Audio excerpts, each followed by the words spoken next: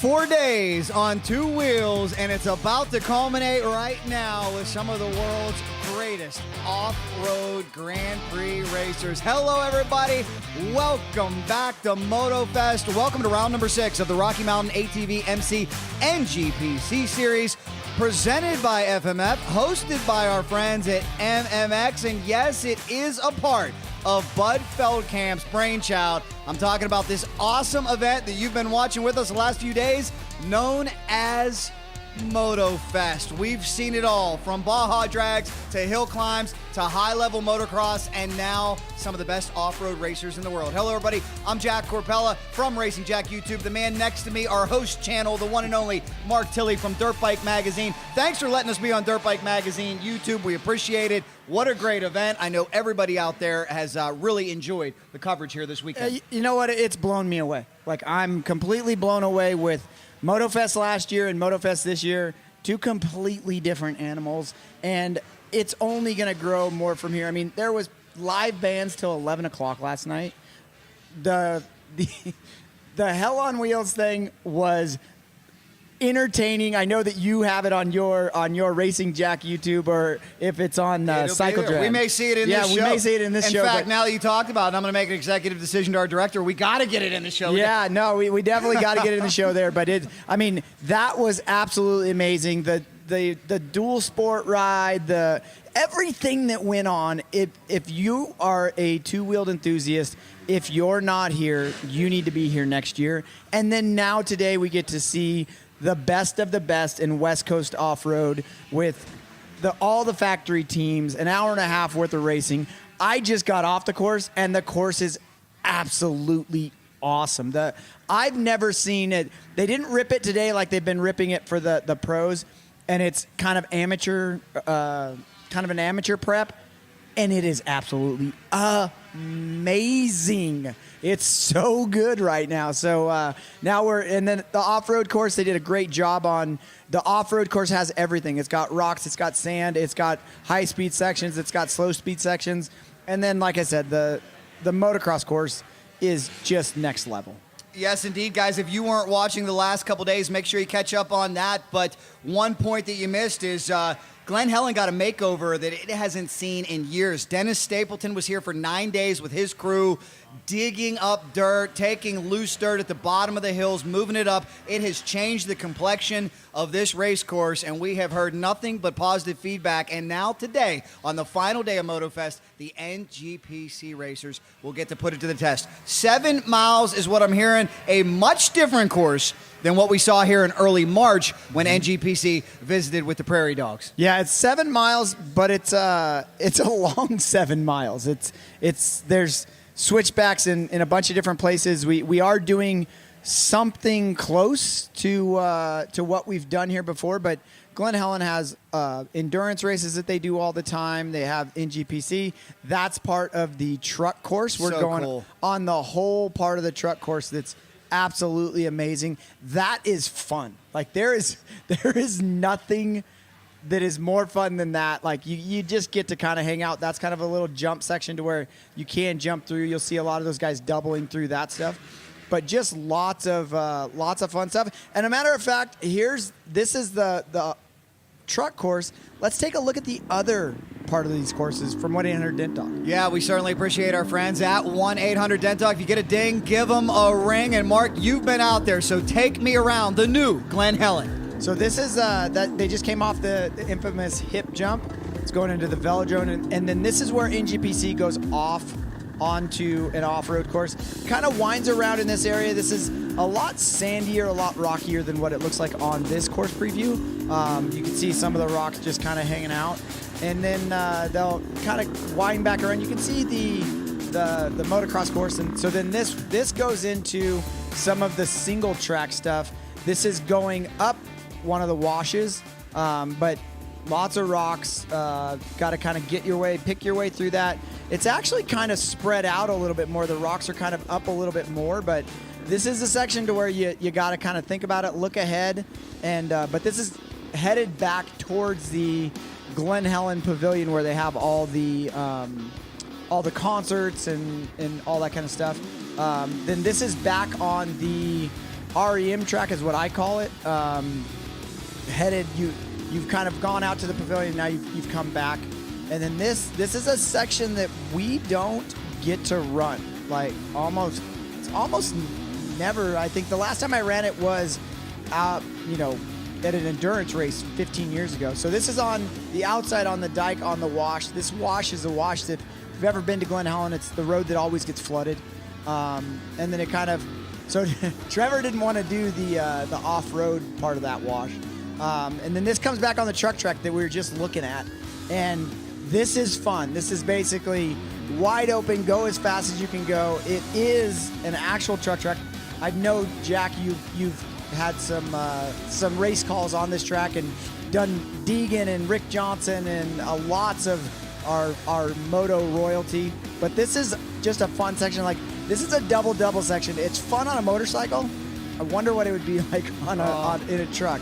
And then this is out of the truck track. You kind of go around, and these are just high-speed sand washes. There is some rocks, but really just kind of sandy. There's some embedded rocks, but not a lot. This is a section to where you just go as fast as you possibly can. And then it comes around right in front of the bleachers next to the truck track. So they're using every inch of Glen Helen that they can use. Mainly right now, they're getting it to where they're using sections that they can water. And so this is on the dike coming back. And they're trying to get away from the AME track so that when we were running all the other stuff, you kind of drop back down into the fences. And then this is just a high-speed section that you, clicking as many gears as you can, you come back into a little bit more motocross section. Like I said, I call it the REM track. Yes, indeed, guys. We do appreciate our friends at Dent Doc. That's the one, the only Trevor Hunter giving us a little track preview. Now, keep in mind, we just saw that for about 2.5 minutes here at iconic and famous Glen Helen Raceway. Our leaders will be out there. Our competitors will be out there. Everybody will be out there, hopefully for 90-plus minutes. We talked so much yesterday about the endurance that it takes, the conditioning it takes. Right now, we've got our Beat Seat riders out there. They'll have a 45-minute affair that they're just about to wrap up, and then we will meet the top pros in 450, 250, and women. And I'm telling you this right now, the question is, can anybody stop Dante Oliveira? Because here's the report from the pits. Dante checked out yesterday at a Hare and Hound in Utah, won handedly, jumped in the truck, drove 8 hours all by himself. His wife said, I tried to drive. Nope, he wanted to drive. Got here at 11 p.m., and he's ready to rock and roll. Yeah, it's pretty amazing that the range of talent that man has. It's great. And we saw a couple minutes of that. That's going to be, I would say, on average, about a 13, maybe 14-minute lap time for those guys. Maybe not even that long, because they're going to be going a lot faster. I think I got in our 45-minute section, I got like 4 laps in. So those guys are definitely going to be going a lot faster. I don't think that there's any pro section at this particular round, but Motofest bringing it. $100,000 was handed out. Unbelievable. Barsha, Colt Nichols, Dylan Ferrandis, all getting wins. 250 guys that I think are going to surprise a lot of people at this year's Outdoor Nationals. It's going to be great. And we're getting to see them at Motofest before everybody else gets to see them at the Outdoor Nationals. That's right, and we just can't express our appreciation enough to Bud Feldkamp of Glen Helen and Troy Lee of Troy Lee Designs, because they came together a few years ago and dreamt this event up, and now it has become reality. And I just shook Bud's hands because he's still hanging out. He loves racing. He's going to watch this NGPC race right here. And I said, the growth from year 1 to year 2, I can't wait to see where this event is 4 or 5 years from now. Yeah, no, it's going to be the only other event that I've ever been to that is kind of like this is, and on the West Coast, is Day in the Dirt. Day in the Dirt is, for me, the crew at Fast House does an amazing job putting that on. Kenny and all of his guys. It's a staple for my family. We come here every Thanksgiving. And if we're not coming here, the kids are like, well, what are we going to do? So this event has the potential to be even bigger than that. And, man, it's going to be really cool. But then kind of I'm wondering if we're going to be able to cover it all in the little bit of time, because this year we were all running on Red Bulls and Mother F bars to get us going. So it's definitely going to be nice to see what they come up with, but we're going to need more people to cover it. That's for sure. And speaking of the great Troy Lee, who helped create this event, we got to visit with Troy a little bit yesterday, a big day, a party day. Justin Barsha making history. Let's take you to that.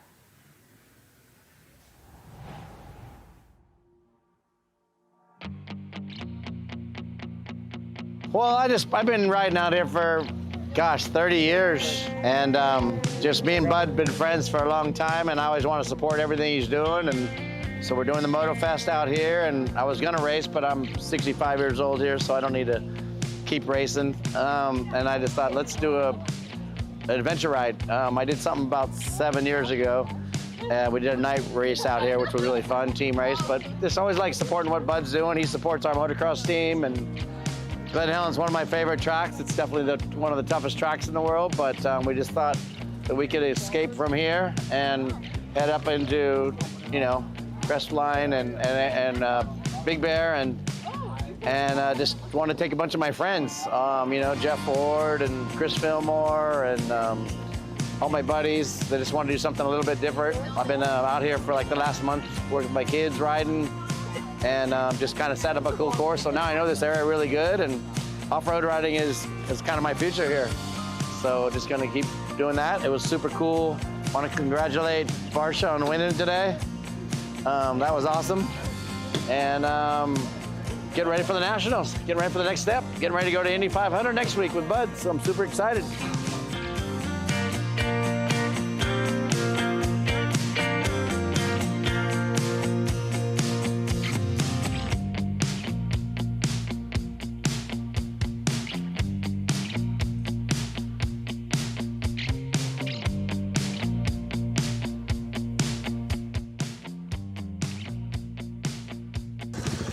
I got a lot of old friends, and they don't want to race anymore. That's kind of how it started.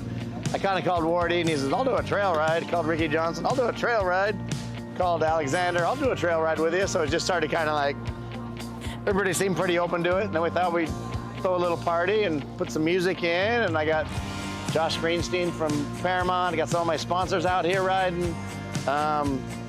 Hopefully he's making it back here. I know it was a little bit tough up there. He just took a whole motorcycle class just to get through this. But no, I couldn't be any happier. I can't wait to make it even cooler next year.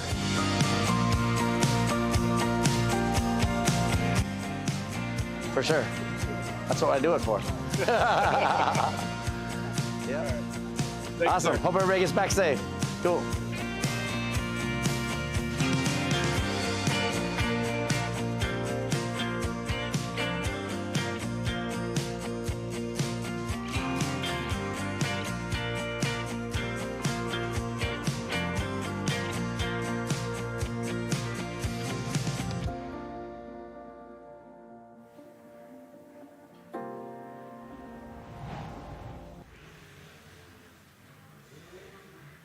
So congratulations once again to Troy Lee, Red Bull Ducati, their entire squad. What an epic day. And, you can just hear the passion in Troy Lee's voice. I think that's so cool because sometimes people are in certain industries for so long, they get burnt out. Mm-hmm. Not him. I'm talking to Justin Barsha yesterday about the win, and he's like, nobody broke the news to Troy yet because he's out riding his motorcycle. And he was. As soon as he pulled in, he wanted to know what happened, and he went nuts, and he was so happy. But let me tell you what, it was a party here last night. Oh, yeah, it definitely was. Till about 11:30 last night. So it was, like you said, it was time to party, and it's just really cool. I don't think that's ever been done. I don't think anybody has.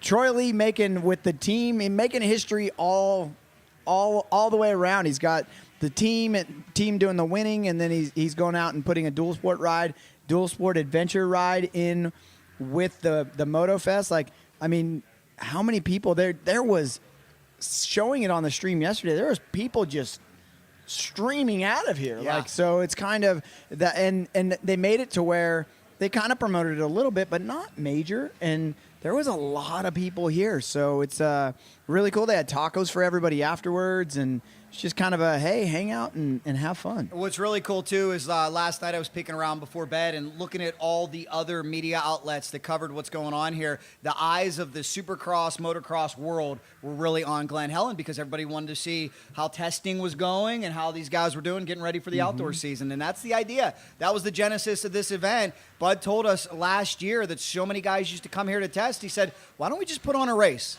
put some money in their pocket, have a little bit of fun. Yeah, no, and I mean, like we were saying earlier, I don't know what they're going to add to it. Like, it's going to be just people. This was amazing. Like I said, I've been out on the course this morning, and it's epic. Like, it is really, really good.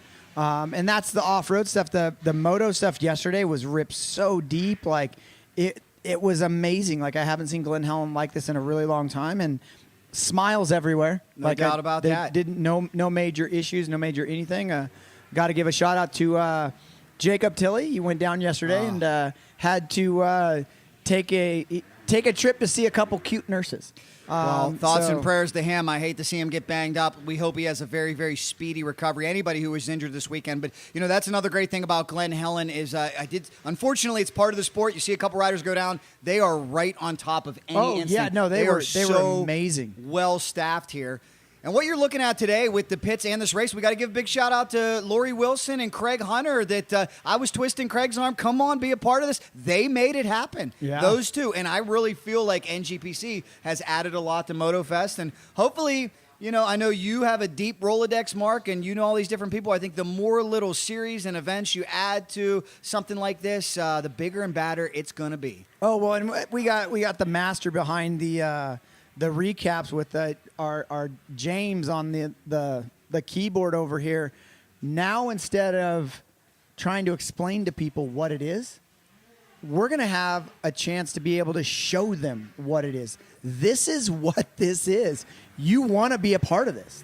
So it's definitely the crew coming up from MMX, coming down from Northern California, letting us kind of hijack their event that they had going on.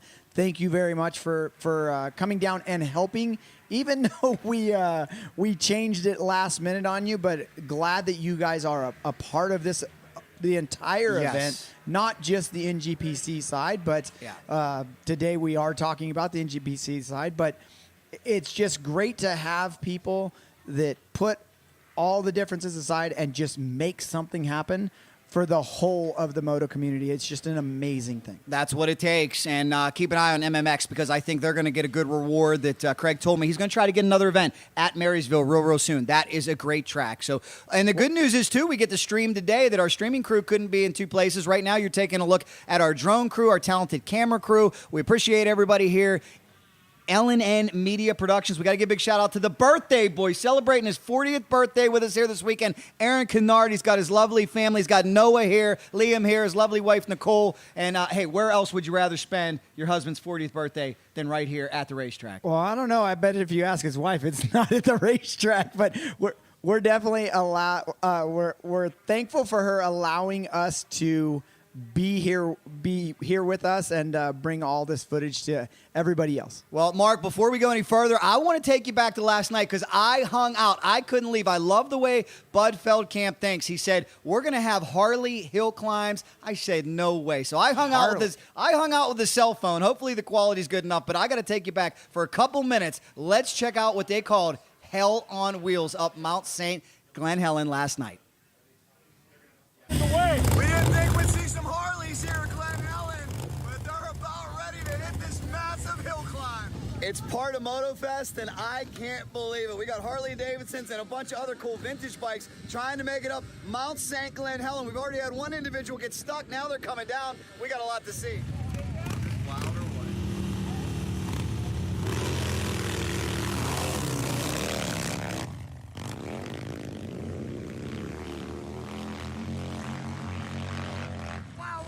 No problem for those big Harley 1270. Well, clearly, if you got the right tire on, you got the right engine, and you hold it wide open, you can make it to the top. And where else could you see a Harley Davidson versus a two-stroke?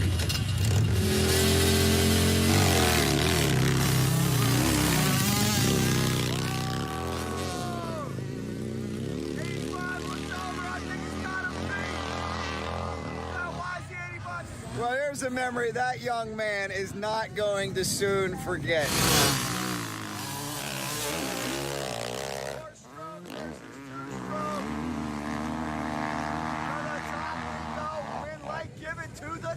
Oh, and we got problems up top for a couple of them. Oh, boy. Oh, no. It's slippery up there, guys. Remember, they moved a lot of dirt here. Glen Helen Raceway, that's 22 stories up. What in the heck is this? What are we working with here? Just a pull start mini bike, being a goofy tribute to Speed Racer, Racer X, but I'm his Mexican cousin, Racer Max. Long way to go. And what in the heck do we have here? What the heck? Vintage Triumphs? Triumphs, guys? What the heck? What are we thinking? Vintage Triumphs. What in the hell? Hope they got the right tires on the back.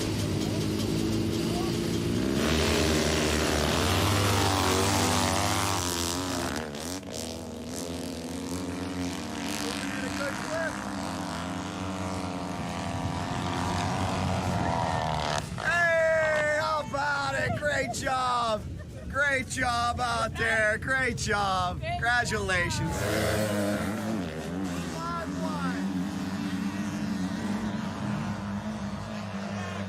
Celebrating too early. We'll see if these guys can make it to the top.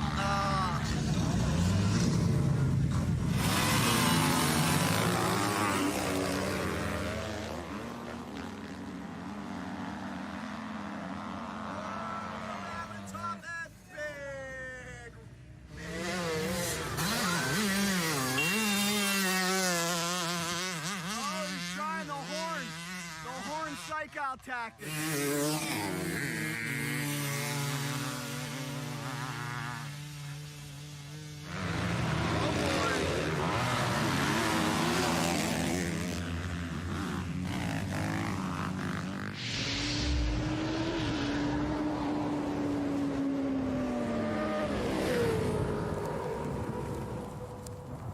Well, how cool was that? That was something special to be a part of. And again, I love the way Bud thinks, because we went from the Baja Drags on Friday to that craziness. And I can tell you this, a lot of fun was had by everybody. Thank goodness no injuries either. Yeah, no, that's amazing. That's not the Harley type old Triumph kind of content that Cycle Drag is usually known for shooting. That's I like seeing all of your stuff that comes on for Daytona Bike Weeks and all that stuff, because that's interesting. That's something that I've never seen. So that's pretty amazing. It all. You know me, I'm a motorcycle enthusiast. I love dirt, I love street. But that's why I was so interested when they said Harley hill climbs. I didn't think I would see a guy on a brand new $50,000 CVO. Those Harleys were modified and they hooked up. And so did those old school Triumphs out there as well. I saw some of those Harleys in the unclassified races that we were doing on Friday. And I was kind of like, what is this? Like, why would somebody want to do this? This doesn't make any sense. And so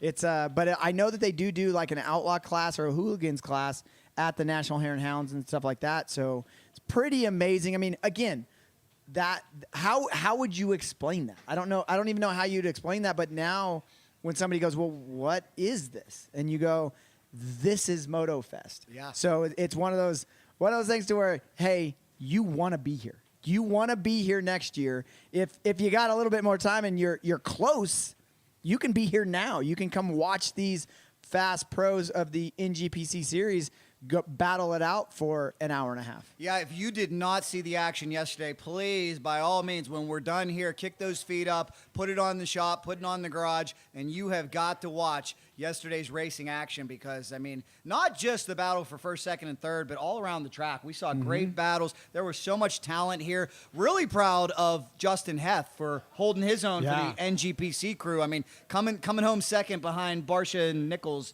is a pretty good weekend. Yeah, no, it's definitely one of those, you look at it and you kind of go, well, I didn't have that in my bingo card. No. Justin was so surprised.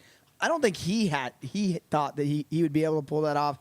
I'm going to be impressed if he's got anything for these guys in this hour and a half race because he's been racing all weekend long.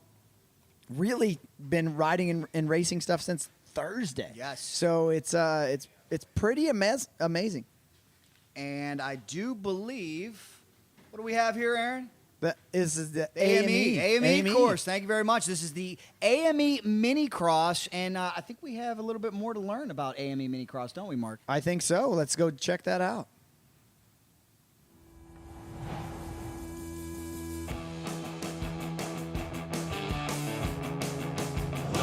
We're back at Glen Helen Raceway because obviously this is the premier facility in Southern California, maybe anywhere in the United States. We're glad to be here, and we're putting on a lot of fun kid races from Stasics to 50s to 65s and 85s. It's the place where you want to be to race minis.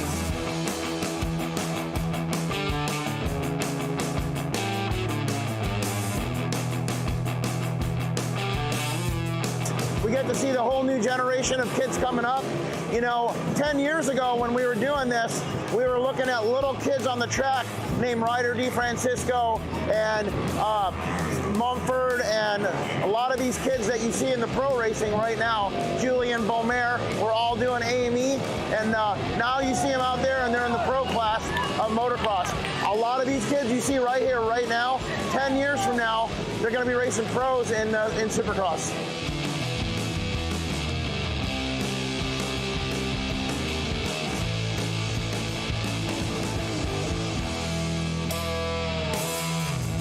Super fun to be a part of the journey of all these kids, and you know, they all call during the week to get advice and to try to learn and to get better, and I'm super glad that I get to be involved with that.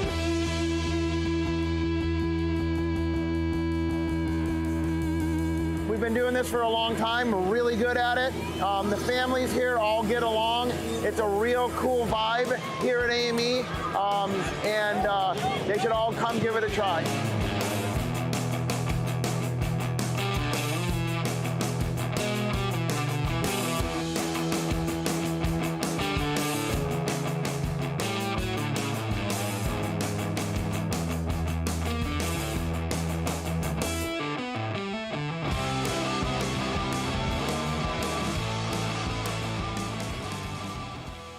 4 days on two wheels, and I dare you to bring somebody here that will not be entertained, that will not find something for them. You want to go race? We got that. You're an off-road guy? We got that. You got a kid? You want to do mini cross? We got that. Harley hill climbs, ball hot trucks. Okay, you don't like any of that? You want to just listen to live music and have a burrito? You can do that too. You can do it all here at Glen Helen Raceway. So one of the, there's many ways to promote in this day and age, but I still believe, talking to many great promoters, there is no better promotion than your previous event, and word of mouth means a lot. Mark, talking to you moments ago, I understand some people even rolling in this morning because of watching the coverage this weekend and didn't know there was an NGPC race. Yeah, no, I was talking to some of the people that signed the NGPC participants up, and they were saying that there's people that have come in and said, yeah, we saw the live stream, and we said, hey, let's go race. So it's word of mouth is definitely one of the most powerful ways of advertising, and this is technically the new generation of word of mouth, because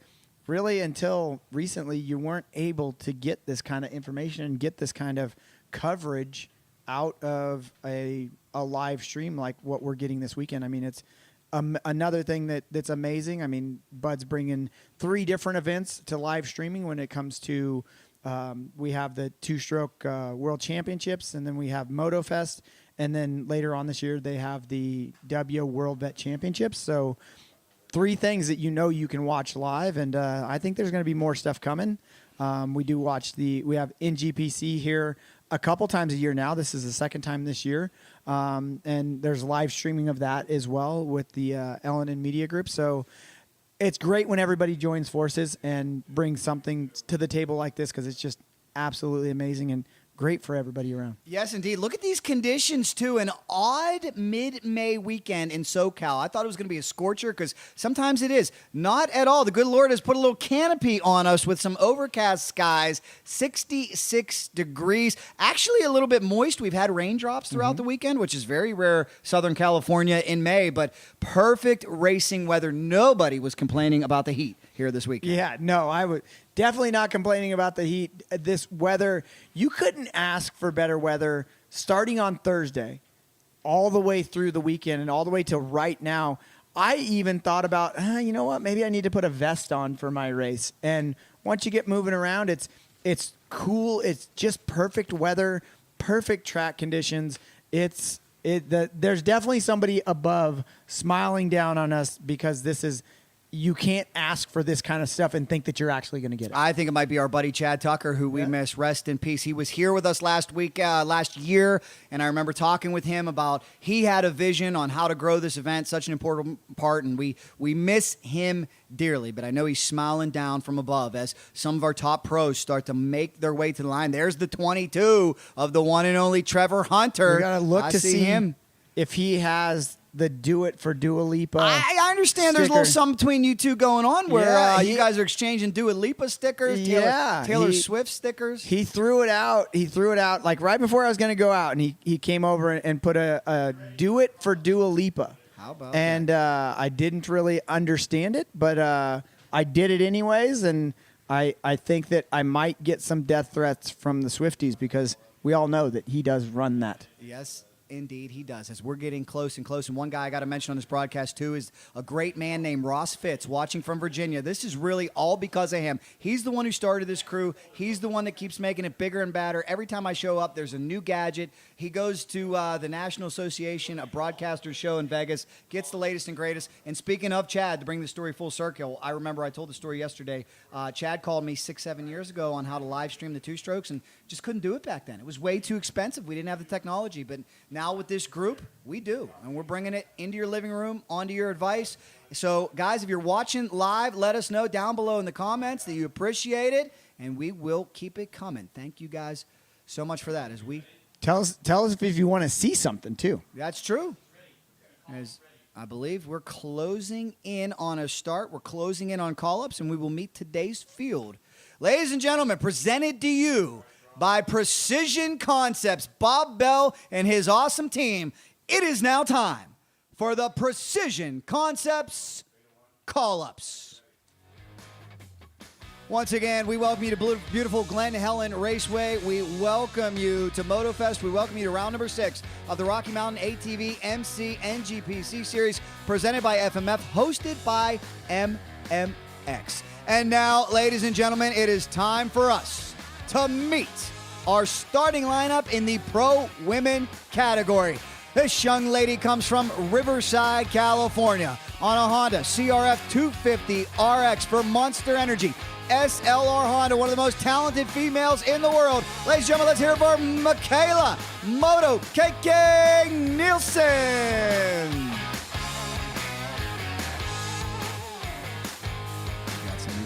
Look at this, Mike Garvin pulling her through the tunnel. Good job, Mike. There's Moto KK. And starting in the number 2 spot today, a racer who has been red hot this year out of Redwood City, California, on Troy Lee Designs. Husqvarna, ladies and gentlemen, the 454 of Ava Silvestri.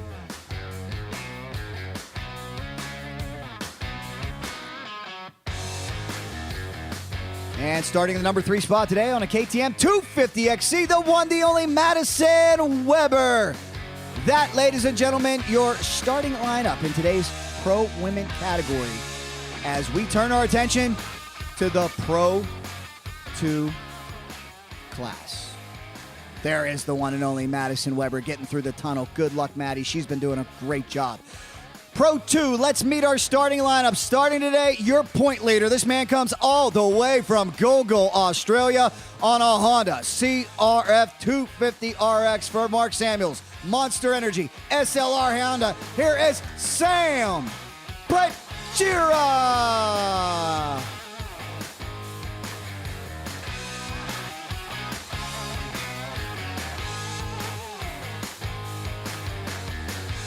And starting in the number 2 spot today, just celebrated his 18th birthday, a true rising star out of Zip Tie Racing on a Husqvarna FC250 out of Oak Hills, California. Here is Dustin Davis.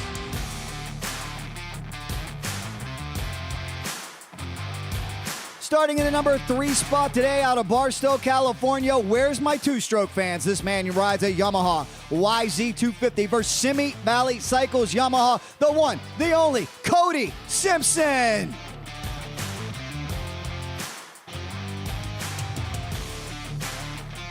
Tunnel slippery. Be careful, boys.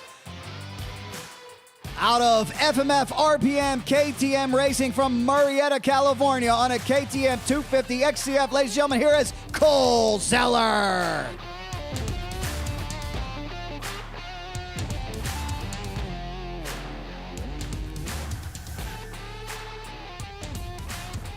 From Tucson, Arizona on a KTM 250 XCF out of FMF RPM KTM Racing Team. Where's all my Noah fans? Here is Noah Gordon.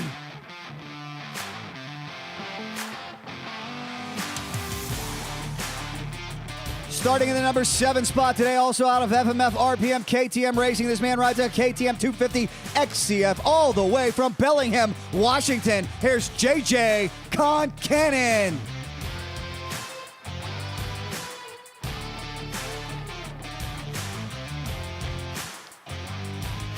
Starting in the number 8 spot today, this talented racer rides for Pro Circuit Off-Road on a Kawasaki KX250X. Ladies and gentlemen, all the way from Catasa, California, here's the cowboy, Colton Eck.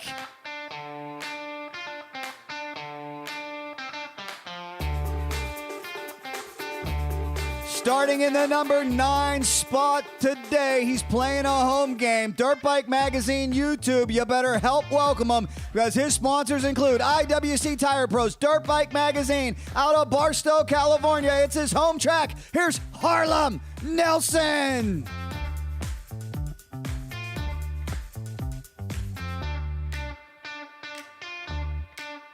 Starting in the number 10 spot today on a DT Racing FXR KTM 250 XCF. He's a 2024 Works Champion out of Highland, California. Here is Justin Patton.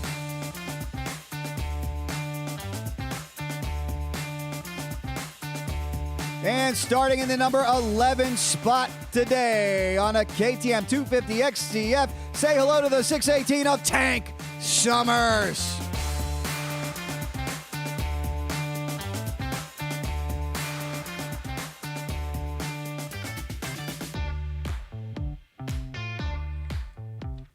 And we now turn our attention to the Open Pro categories. We get set to kick off round number 6. Again, ladies and gentlemen, make sure you shake the hand of Bud Feldkamp, a man who has leased his track since 1985, graciously hosting NGPC here this weekend. Thank you so much, Bud. It is now time to introduce our Open Pro category. And ladies and gentlemen, we begin with one of the most talented dirt bike racers in the world. A perfect season. He has won every NGPC race this year. He won the two-stroke nationals here. He has won every Hare and Hound race this year. In fact, he won one yesterday, got in the truck, and drove all the way from Utah. Ladies and gentlemen, on a factory Red Bull FMF KTM, he is the one, the only, the six-time defending NGPC champion, Dante Oliveira.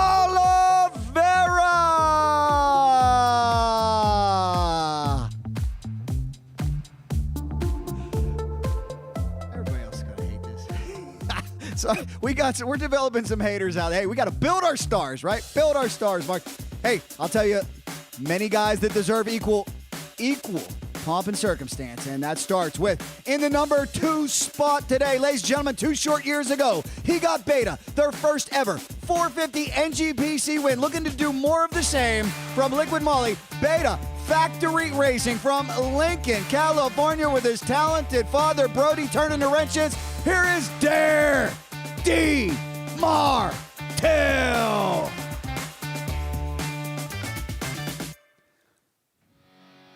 And starting in the number 3 spot today, a rising star, been on the podium a bunch this year. He rides a Rockstar Energy Husqvarna Factory Racing FX 450. He's got a chip on his shoulder. Don't call me Dante's brother. He's fast. He's talented. Ladies and gentlemen, say hello to the 831 of Mateo Oliveira.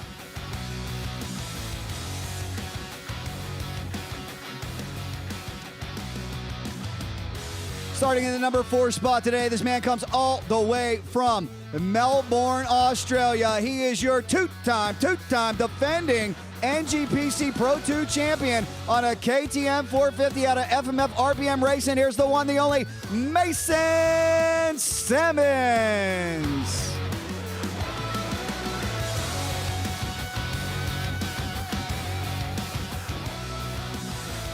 And ladies and gentlemen, riding for Mitch Payton and Billy Fulmer's Pro Circuit Kawasaki team, he has already done so much here this weekend. Proudly represented the NGPC boys against some of the best motocross racers in the world. He was on the podium yesterday, looking to win it today. Valiantly coming back from injury. Ladies and gentlemen, let's hear it for Kawasaki KX450 rider Justin Heft.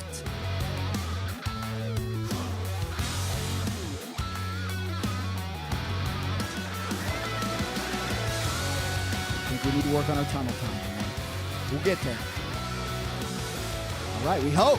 Let's hope Hef didn't get on out of here. Starting in the number 6 spot today, all the way out of Utah, true talent. He rides a Honda CRF 450 RX for the Mother F Monster Energy SLR Honda team. Ladies and gentlemen, here's Tyler Lynn.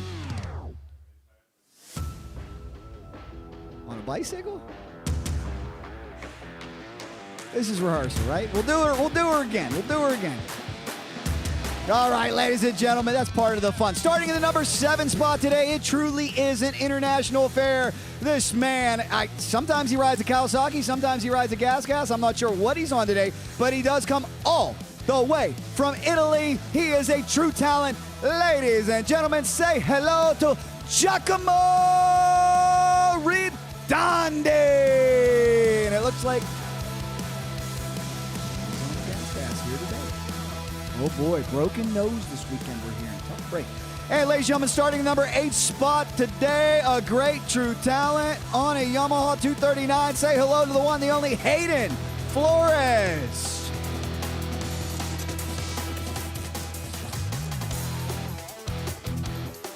There's Hayden. Starting in the number 9 spot on a number 40 Kawasaki. Please welcome Tyler Belknap.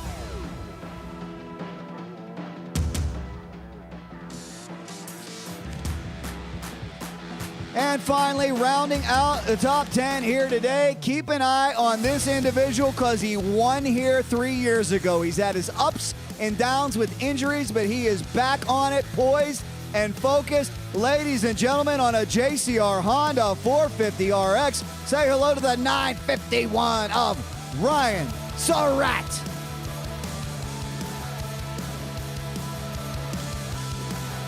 And that, ladies and gentlemen, is your starting lineup for day number 4 of Bud Feldkamp and Troy Lee's Motofest. 4 days on 2 wheels, and we're about to get the party started for this final day. So glad you're watching along with us here on the Dirt Bike Magazine YouTube channel. Jack Korpela, Mark Tilley with you up in the booth. So many great racers looking on. So many people have stuck around and hung out for this epic pro race about to go down.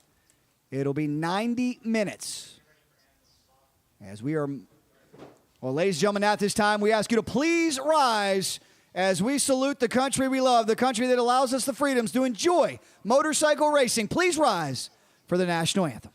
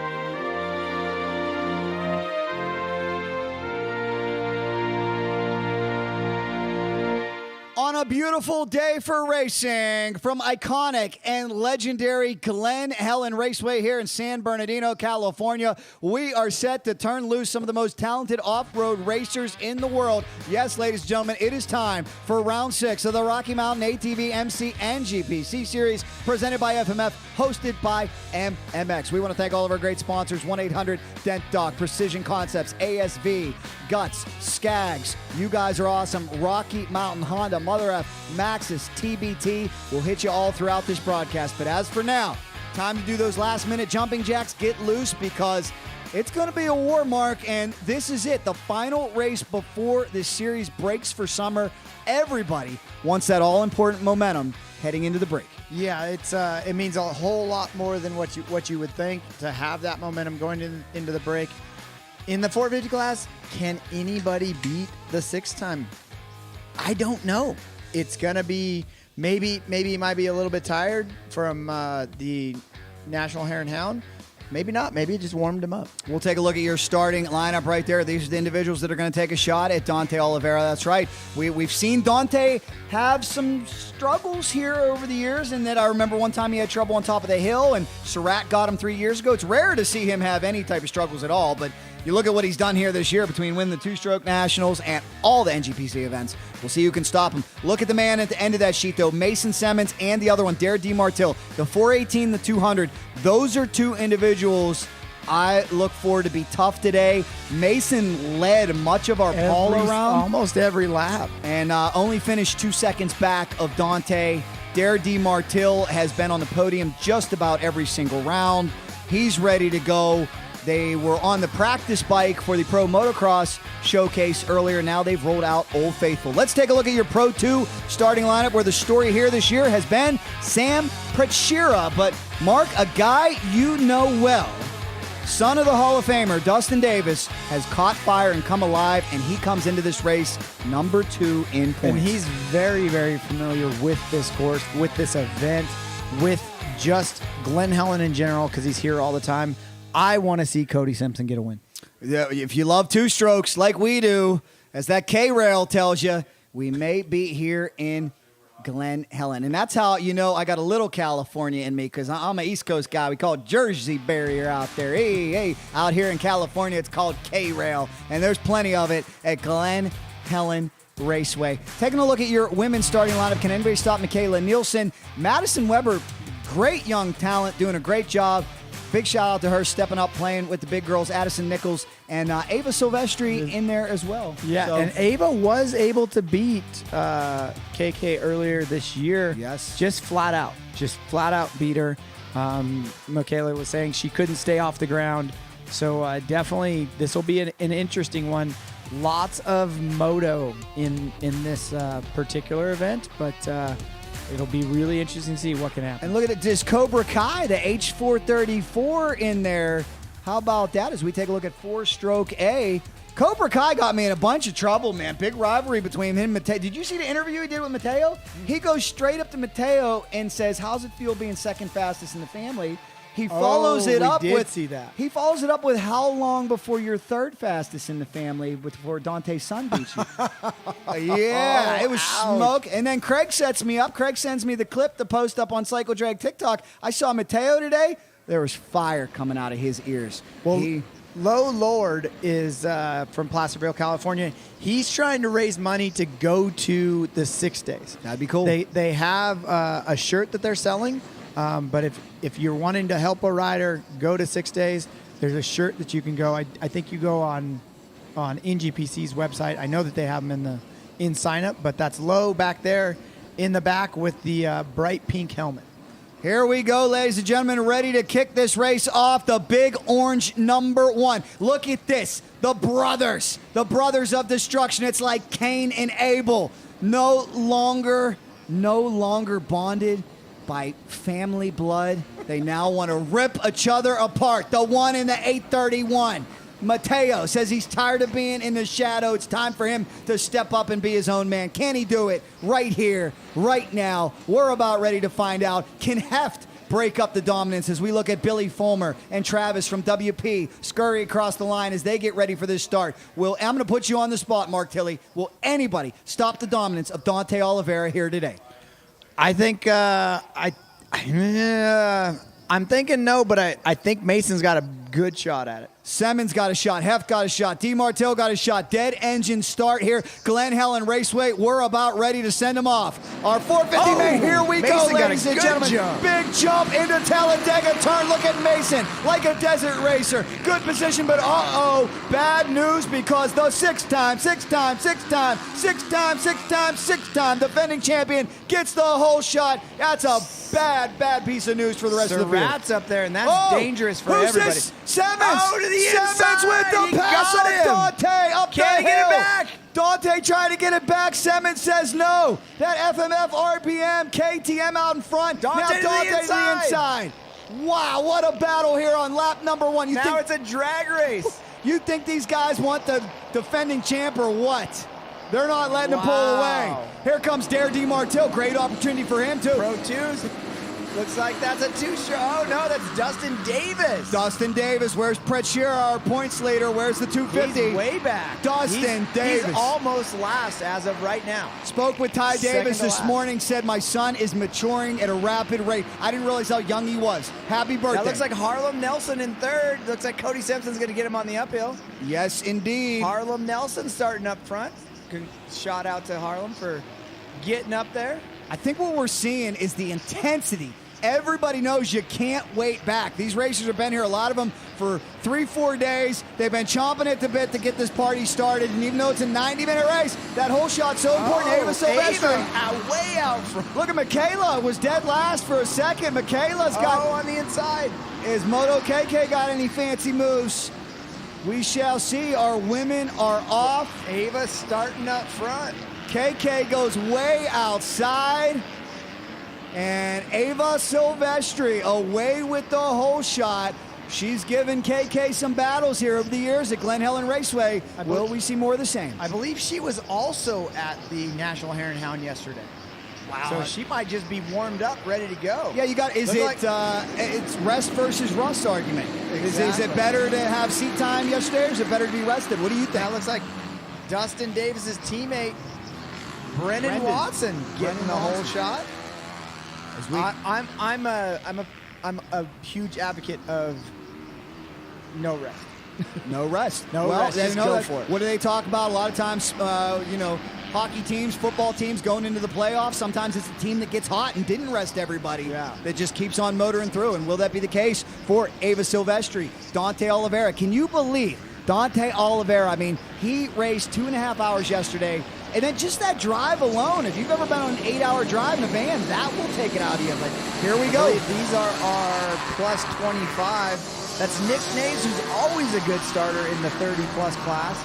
But this is a plus 25, and that's Trevor Hunter right there, big number 22. But I think that is going to be Clay Hingefeld out front. The 2-2, Trevor Hunter, who actually sat in, commentated with us on Dirt Bike Magazine YouTube channel yesterday. So that I could go ride my dirt bike. How about that? And get past. And all you guys show it live by one of my test riders even. Well, he didn't mention you're getting passed by A-plus pros, right? Out there, all these guys. You did well, though. What was your final result in the class? I finished second in my class, right behind one of my test riders, Sean Lapinovich. Nothing to hang your head about there, as we are off and running here from Glen Helen Raceway. This live stream presented to you by Honda from this iconic track. Guys, we're going to step away for 1 second, but when we return, we will sort it all out here from San Bernardino. Stay with us. Round number 6 of the NGPC series is off and running. We'll be right back.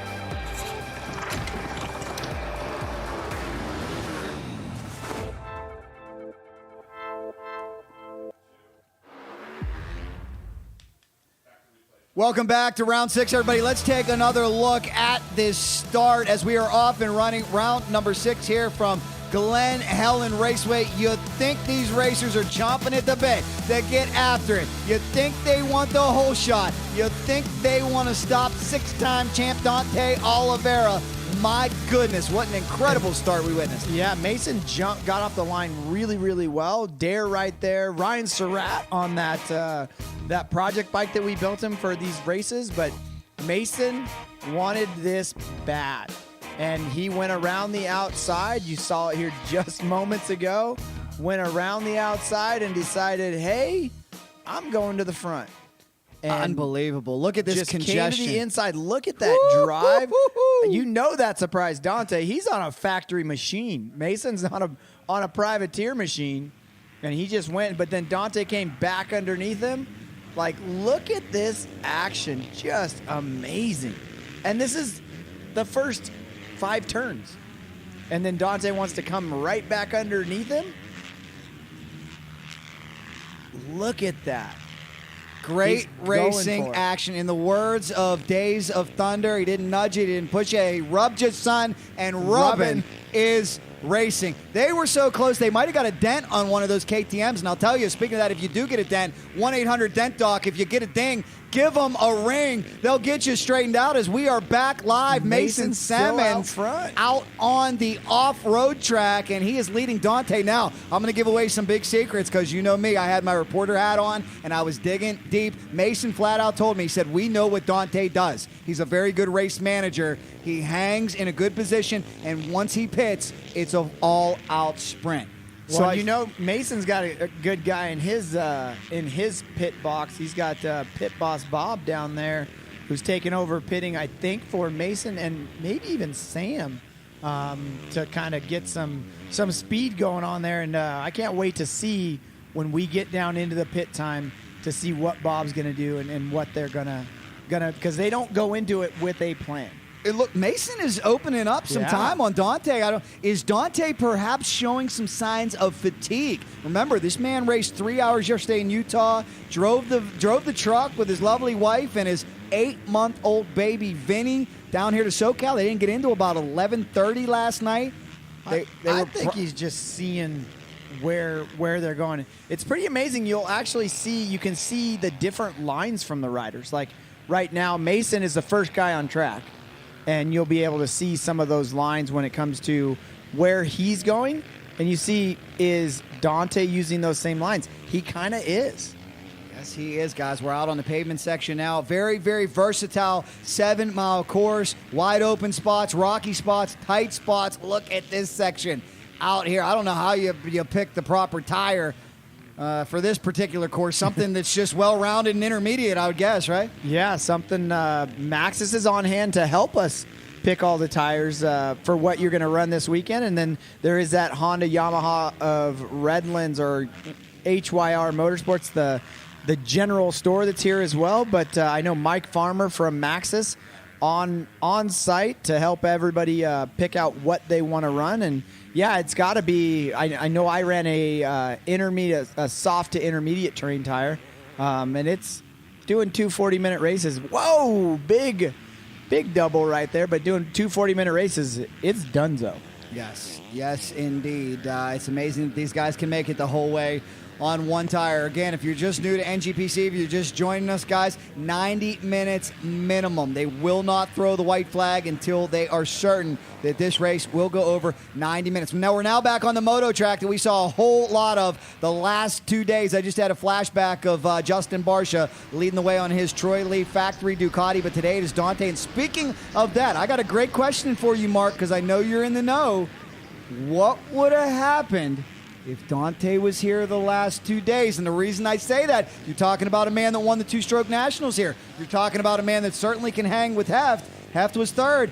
Would Dante have had anything for Justin Barcia or Colt Nichols? You know what? I wouldn't be surprised. I definitely wouldn't be surprised if he was able to run the pace with those guys.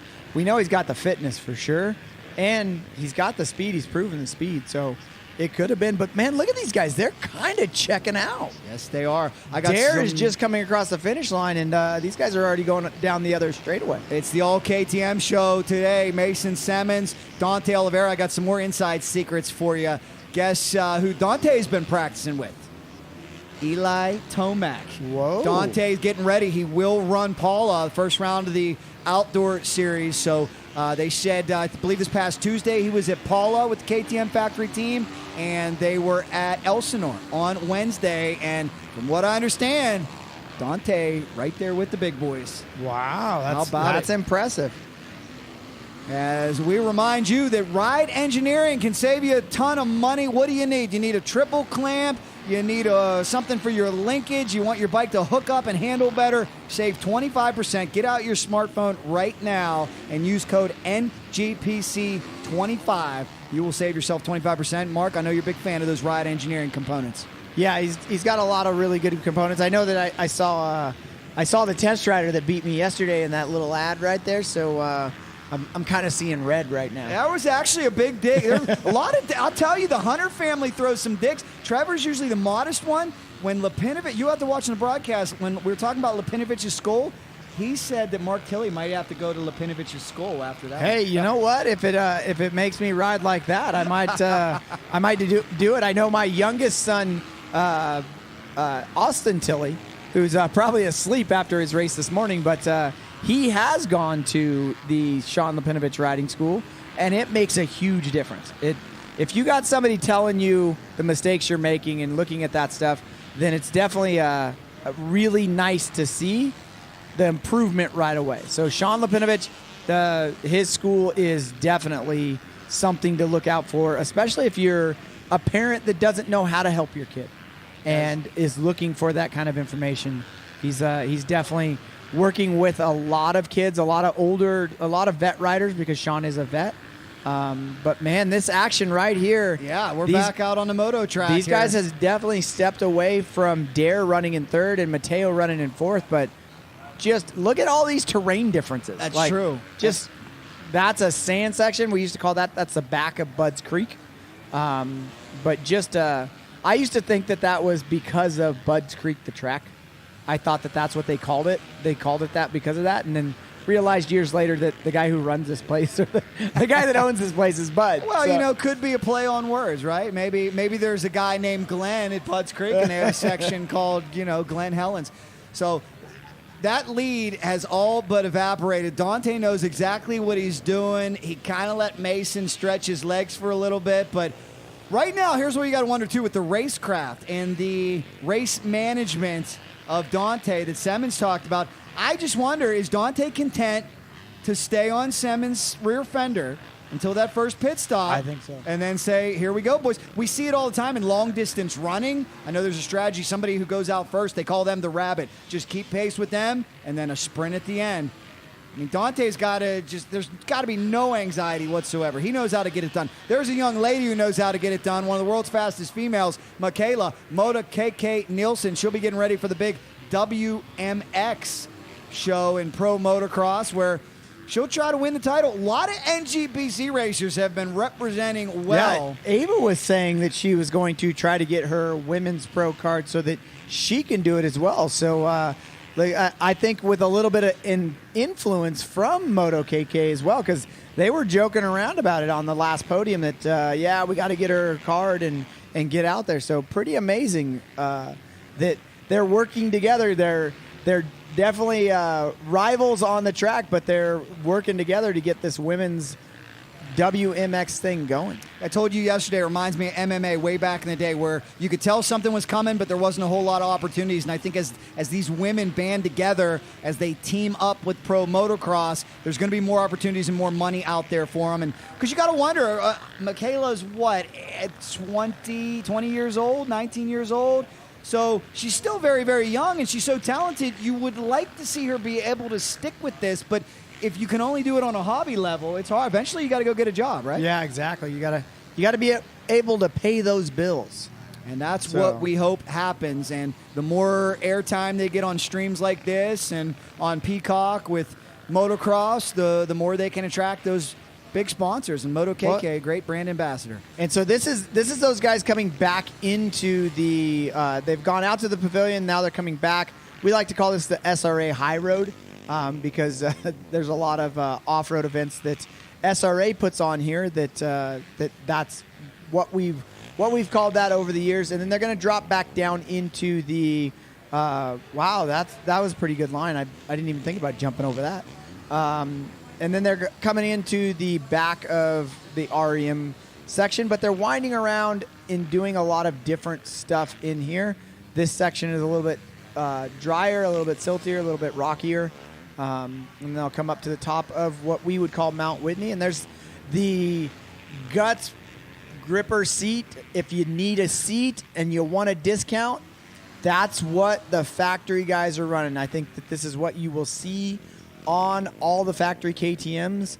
I could tell you that those seats are grippy, and if you're looking for a discount, scan that QR code and you'll get a discount. No doubt about it. We welcome again everybody watching live here on the Dirt Bike YouTube channel. Hope you have enjoyed the last 3 days of coverage. Make sure you drop a comment and let us know you are here. Right now you're watching round number 6 of the NGPC series, and there is that countdown clock. You know, if this was a moto, we'd be talking about how we're on the closing stages and winding down. No, guys, we're only about 20 minutes into this 90-minute affair, and that is why Dante Oliveira is so great, and that's why I just worried and wondered, just like you see in long distance running, they talk about sometimes people going out too fast, expending too much energy, and Mason's got to make sure that doesn't happen to him. But what else can you do? They've tried every which way to beat this guy, Dante Oliveira, and very rarely have you seen anybody be able to do it. And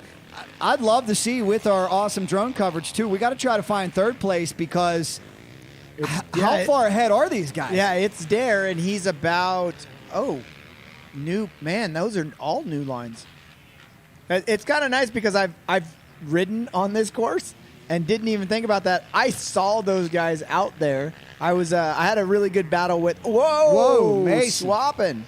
I had a really good battle with Eric Swan from up from Northern California, and he kind of stalled it in those sections. And but man, just a great battle. But I saw those guys were out there cheering us on. So from up around where Dante and Mateo are from, they were cheering Eric and myself on. But they were out there looking for lines. So all that coming into play. Let's pay close attention here, too, because it seems to me Mason Simmons is like a Moto America or high-speed desert racer that he seems to open up a little bit of a lead on this high-speed stuff. Dante closes in on the motocross stuff and the tight stuff. But look, this is what we saw last lap. Maybe there's something to this. I thought Dante was kind of just laying back and getting warmed up, but we'll see if Simmons continue. Look at this. Look at this. He is on it.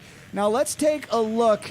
Moments ago, this is the only risk that comes with going this fast on this type of terrain. Sometimes you grab a fistful, and that could have went horribly wrong. And Mason is a strong guy. Yes, Mason is a really strong guy. That's the only reason why he's not picking that bike up from the ground. Oof, great job, Mason, keeping it on two wheels. But could that be an advantage that Mason has on this course? You know, Mason is an off-road guy. He told me he grew up racing motocross, but maybe he has that pedigree, kind of that desert racer element that just hold her wide open.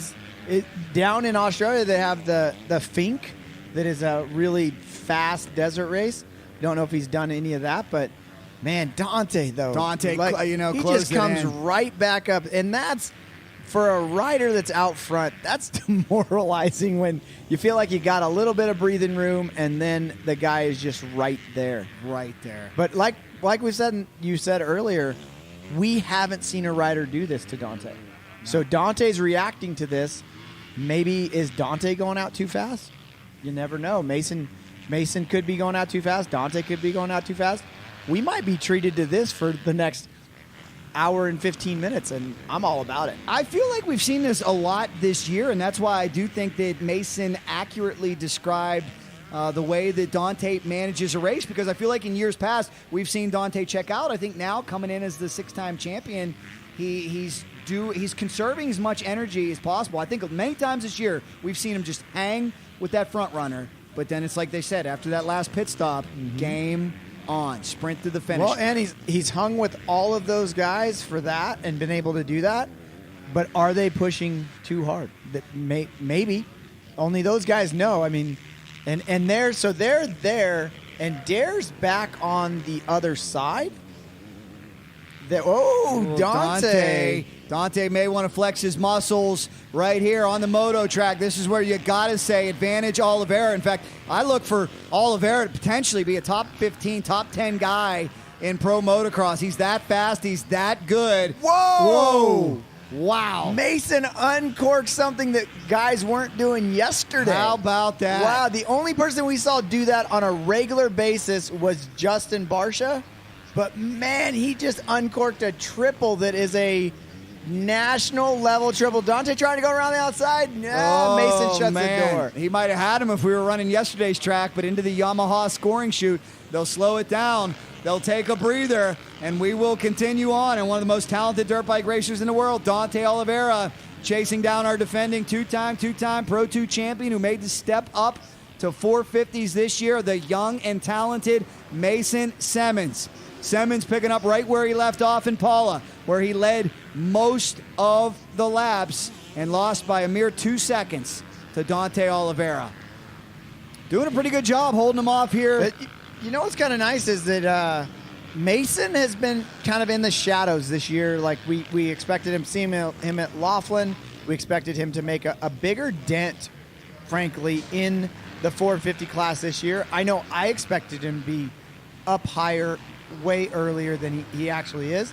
But, man, the confidence that he's gotten at Paula is pretty amazing on what confidence can do for you. I know that the Precision Concepts crew has done a lot of work with them suspension-wise, so it's awesome. Yes, indeed it is. Mason Semmens continues to lead the field around. We give you some of the other running orders for Stroke A. It's Watson, Lehman, Trevor, Hunter, Moore, Duggan, rounding out your top 5. Great battles all over this racetrack. Oh, wow. Look at Pro 2. Pro 2, we got Dustin. Is that Davis and Simpson? Oh! Nose to tail. And here we go. Oliveira Oliveira got around him. He got him. Semmens trying to get back around him. We may see some contact at the top of this hill. Semmens doesn't want to relinquish anything at this point.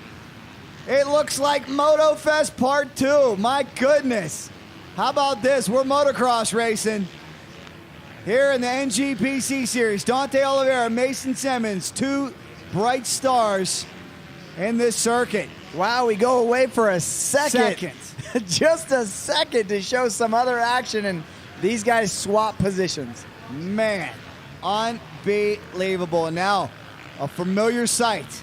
Dante Oliveira with a perfect season, who has won every race he has entered here this weekend, continues to lead the way. Man, I wish Dante would have been here the last couple days. I think he would.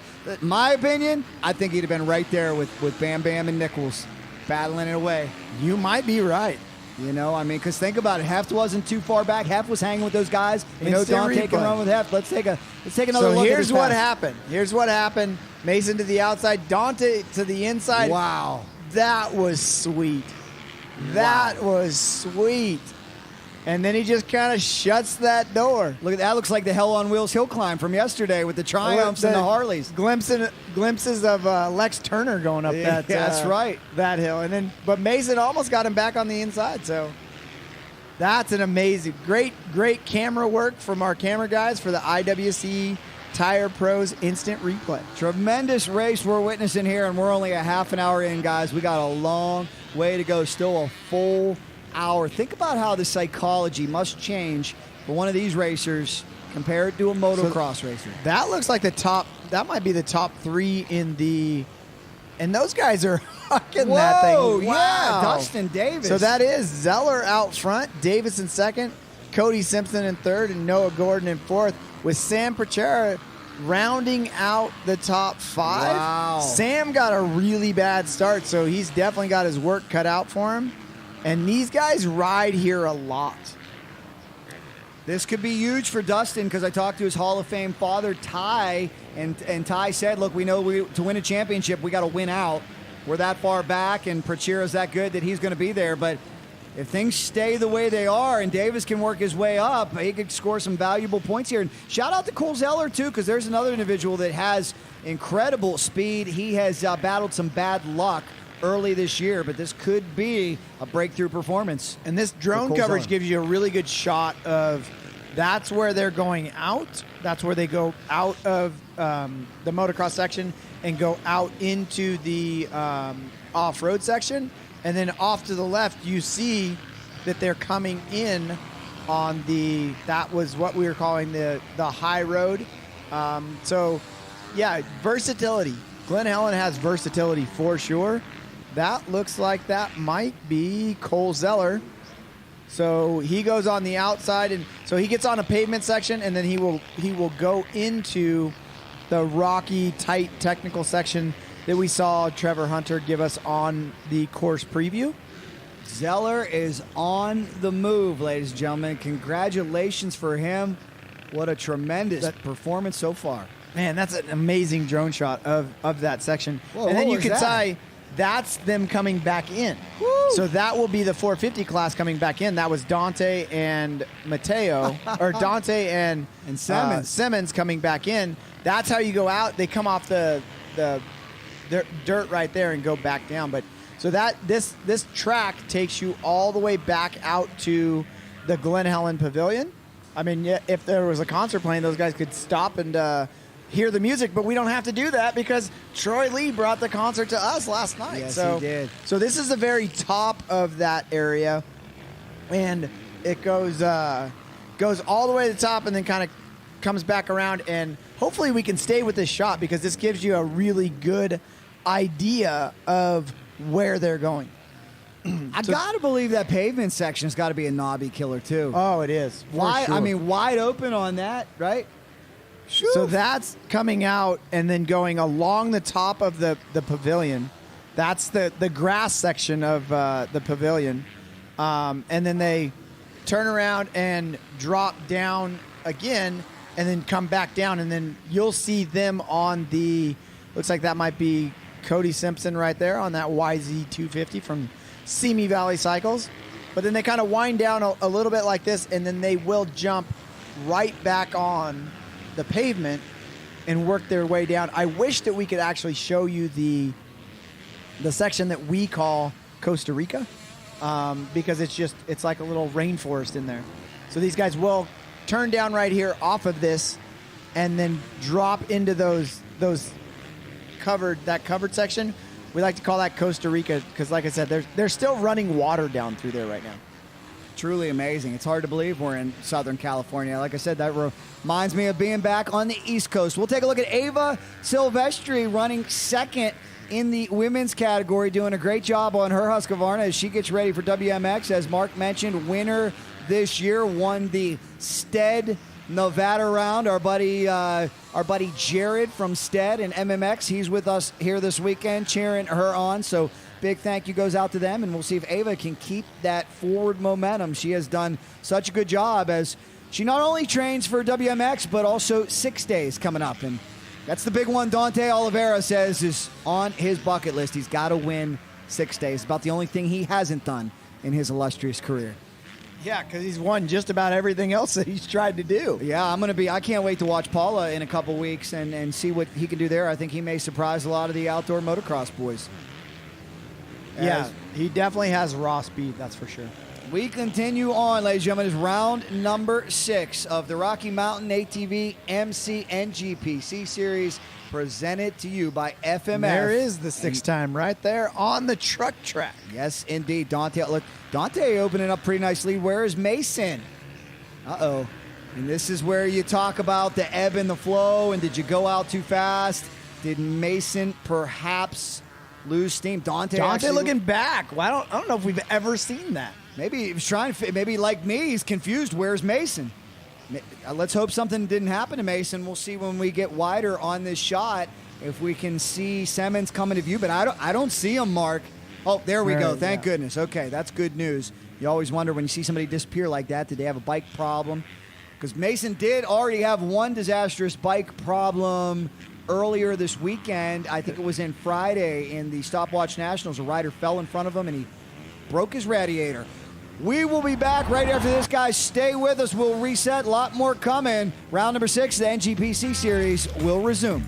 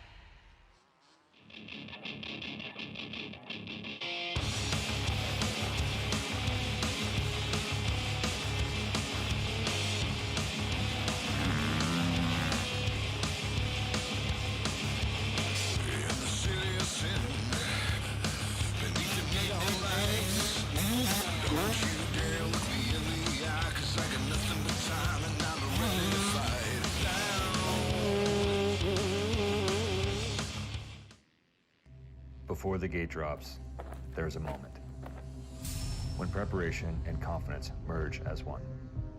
ASV's S1 Series single pivot adjustable reach levers are forged for maximum strength, backed by a 1-year unconditional guarantee. Because when that moment comes, reliability is everything.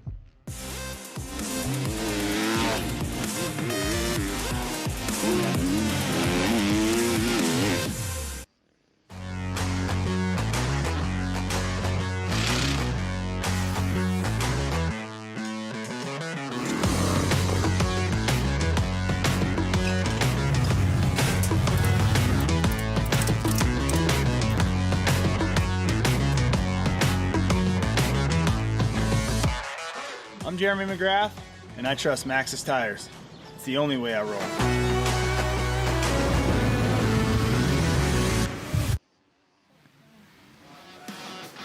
All right, Dante Oliveira, your 6-time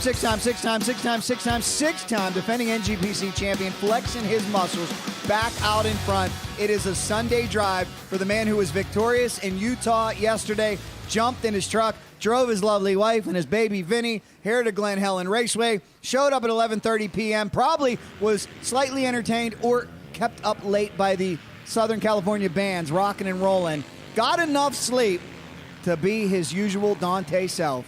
Man, I gotta say, I've never seen Dante look back, but he might be thinking the same thing you were thinking is, what happened? What happened? He looked at it to where he thought that this was going to be a knockdown, drag-out battle, and Simmons is kind of falling off a little bit. Either that or that band kept him up way too late. Maybe he didn't get enough sleep. Maybe little baby Vinny was crying. Those guys played Freebird like 6 times. I mean, at some point, I love Skinner. I love Freebird. At some point, you got to stop the Freebird, right? See, and I wasn't actually here to see it all because I didn't get back from the hospital till about 1 o'clock in the morning. But it was definitely nice to be there and nice to. I know my youngest was here with my parents, and he was talking all about it. Yeah, they didn't stop doing stuff until about 11:30. So the party continues, and now we're watching NGPC racing on the track right now. It looks like Cole Zeller out front still in the Pro 2 class, so lots going on. Got about 2,000 people watching on Dirt Bike Magazine YouTube channel. Thank you guys so much. Well, the last couple days, like I said, you have to catch up on the motocross action, but today it's all about off-road.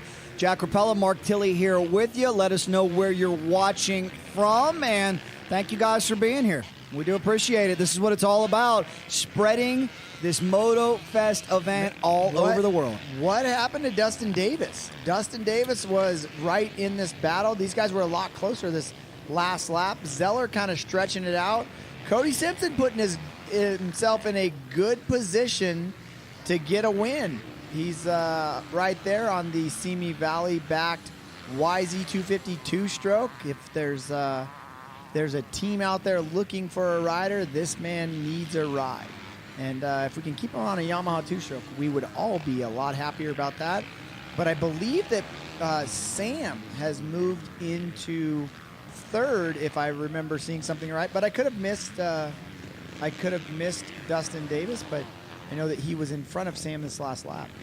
No doubt about it. Some fast laps being put in right now, though, and that YZ250 hooking up. It's amazing how he competes so well with all these modern four-stroke bikes with his YZ250. Great job. There's Sam Precieri, your point leader, trying to make up some ground.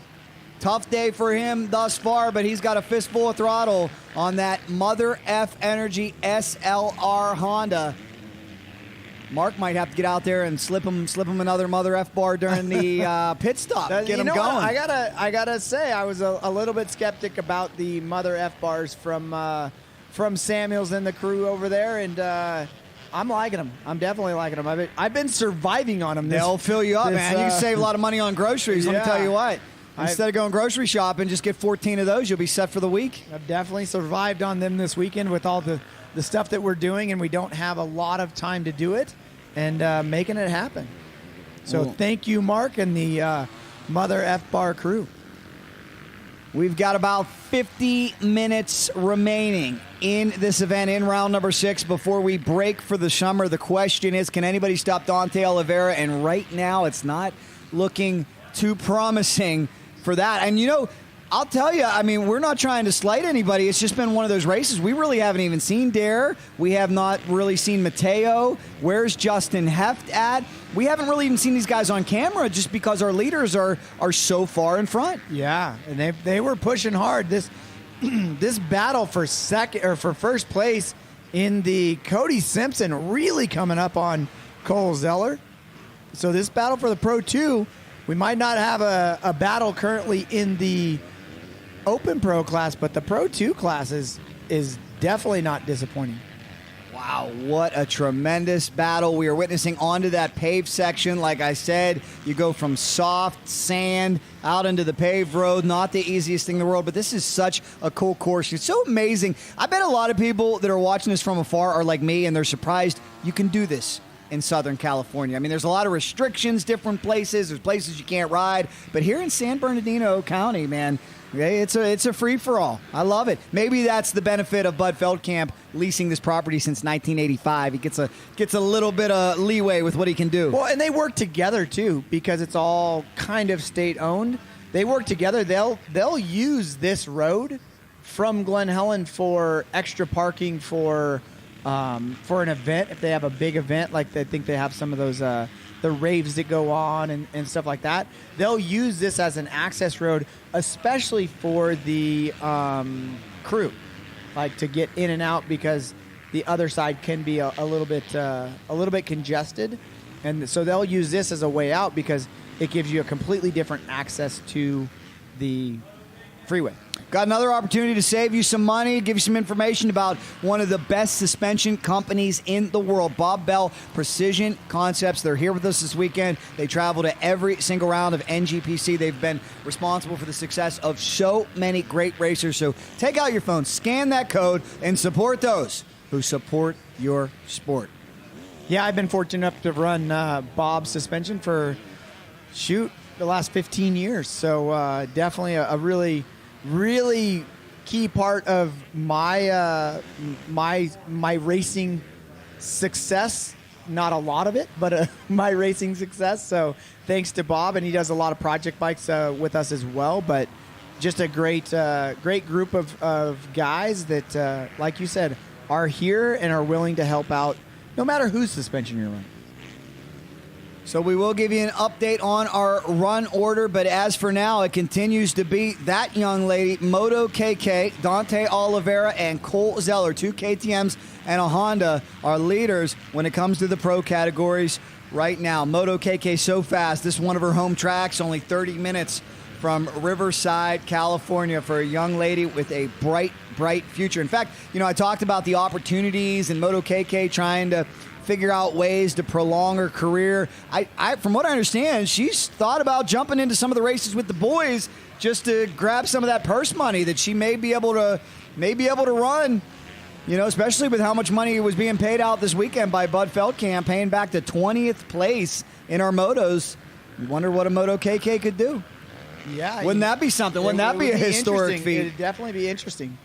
She's fast, and she has the perfect training partner, her boyfriend Parker Ross. He was right up there in the mix, so she knows how fast she has to go. Look at her flying up that hill, wide open on that CRF. SLR got that bike working really good. The show of suspension. I think our buddy Jamie might even do some of the motors for these guys. They run Pro Circuit exhaust. Jamie Ellis, it was great to see him here. He's taken a much-deserved weekend off. Even though he was here on Thursday, I was surprised to see him. He was chatting with some of the teams that I shook his hand from Twisted Development. What an unsung hero. One of the driving forces behind Ken Roxon's championship this year. Squeezed 5 more horsepower out of Kenny Roxon's bike. And he works with a lot of the teams out here, like Mark alluded to. Sometimes those teams like to keep it a secret. They're speed secrets. They don't like telling you who they're working with. I do a lot of grudge racing. Grudge racers will never tell you anything about who their engine builder is, what they're running. In fact, that was, I've got myself in some trouble being nosy and asking questions. Sometimes it's the same way out here, speed secrets.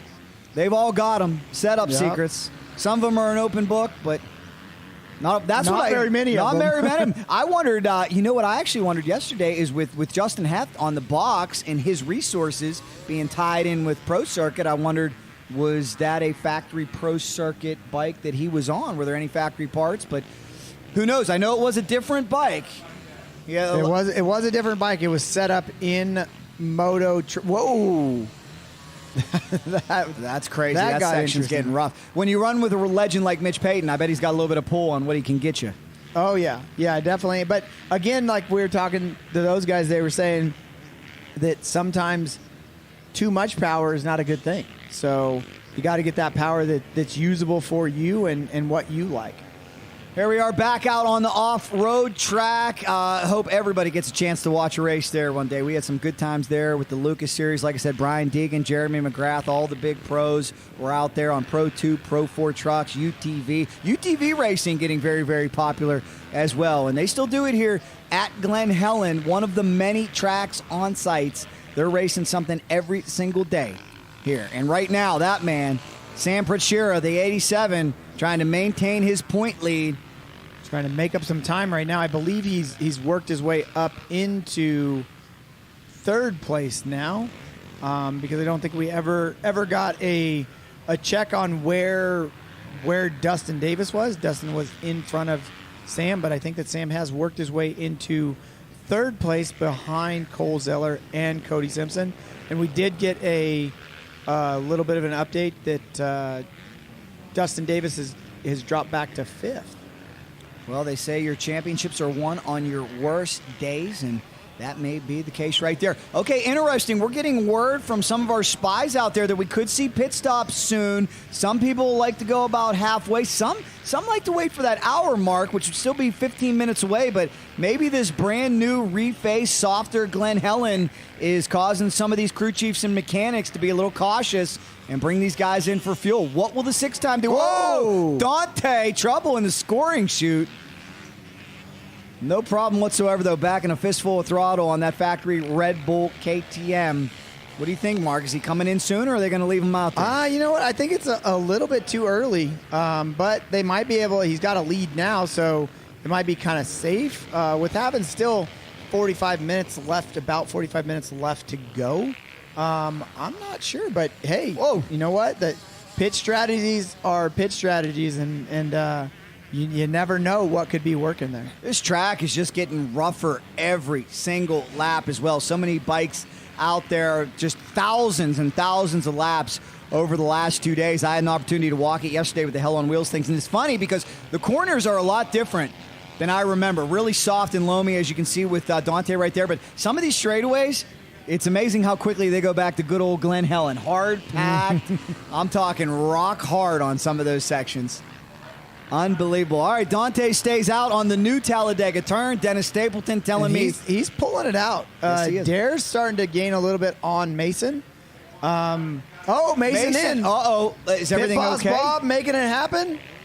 Mason lost his visor. I think he no. lost his visor when he pulled off his goggles, because those helmets have those breakaway visors, I believe. I like the strategy, though, because think about it. Things aren't going your way. Try something different. Now the pressure shifts to Dante Oliveira's team, not Dante himself, but his team. They know they've got to get him in and out quickly because Mason doesn't have to stop. That was a fast pit stop. That was a really fast pit stop. We saw a fast pit stop from them at Paula, but man, that was a fast pit stop. Not sure if he has broken that visor or what's going on, but I'm not sure if they're. Oh, Mason stuck it in a turn there. Oh, Surratt in for some. Is that no? That's Tyler Lynn. Tyler Lynn at SLR Honda team. Yeah, the last pit stop was definitely faster than that. And those guys getting ready for a big showdown in Baja in a couple weeks. Man, our spies are on it. Yes, they We are. were thinking that they were coming a little bit early, but our spies down there are on it. And I love it. As Cole Zeller, the breakout performance he's been waiting for all year. Will they bring Cole in, get his pit stop out of the way, or will they leave our leader out? We shall see as Cole Zeller approaches pit road. Brand new member of the FMF RPM KTM race team this year. Has done a great job, and it looks like Zeller will stay out. So that's been the call. Leave the leaders out. And where is Cody Simpson? Because Cody Simpson was right on him. We'll keep a close watch on it, guys. Cody there he is. Simpson in. Cody Simpson in. As you can tell, his fuel, a little bit of a different color. Why is that? It's premix, baby. That YZ250 two-stroke is away. He's off. So same situation here. There's got to be, I would think, a bit of a mental advantage knowing you don't have to come in. It's over with. Now it's up to you. Oh, no, it looks like Noah Gordon came in. Noah Gordon in, throws that water bottle down, throws the tear off, and he's off and away. Our leaders still need to pit. Now we'll have to see if Sam Pachera was able to get around Cody Simpson during that pit stop, or if Cody was able to hold second place. Lots to talk about, lots of excitement, that's for sure, guys. We are halfway gone here, round number 6 of the NGPC series. Before we head to summer break, it's Oliveira, it's Zeller, and it's Moto KK leading the way in their respective categories. But what did we learn yesterday? What do we learn? What are we reminded of every time we run Glen Helen? Anything can happen. One of those phantom holes reaches out and grabs you. One of those obstacles grabs you. A lot can change, and I certainly don't want to give anybody the announcer's jinx, but I remember, what was it, a couple years ago that we saw even the great Dante Oliveira overshoot a corner on top of the hill and have trouble here. I believe that's when Tyler Lynn was able to get around him and get the win. So a lot can happen. 40 minutes is an eternity at Glen Helen Raceway. Yeah, it definitely is. There's a lot that can happen, like you said. So many treacherous obstacles out there, so many tough spots. And there, ladies and gentlemen, one of my favorite racers. What an inspiration. The Cowboy Colton Eck. Getting it in, getting it done. I'll tell you, when he puts it all together, he's one of the fastest out there in the Pro 2 category. He's had a tough time, and you know this, a vivid reminder this weekend of what happened to your son. We continue to send thoughts and prayers to him, but, you know, the injury aspect of this sport is one that is very, very tough, and if you can't stay healthy, it can really be frustrating. Yeah, it's not when you're riding these motorcycles, it's not if, it's when. So you're going to go down. You just need to kind of limit what you have, and then a lot of it is mental toughness, coming back from something. Why do you really want to ride these things? It's fun, and it's either in your blood or it's not. Like when you have those kind of injuries and you got to come back, it's either you want to do it or you're not going to do it. Well, Brennan Watson trying to keep her on two wheels. Moments ago, we saw Carter Klein, who's stepping in for SLR Honda this weekend, a former Baja winner. In fact, Klein, Prachira, and Lynn are getting ready to go run the Baja 500 in a couple weeks for Mark Samuels. How does Mark Samuels have time with everything he's involved in? Supercross, all kind of stuff. Speaking of, and not only does he have time for that, he has time to be an entrepreneur, a foodie, because there is a new bar sweeping the nation, a new energy bar, a new meal replacement bar, and it is known as, what's it known as, Mark? It's known as the Mother F Bar. Let's find out more about it.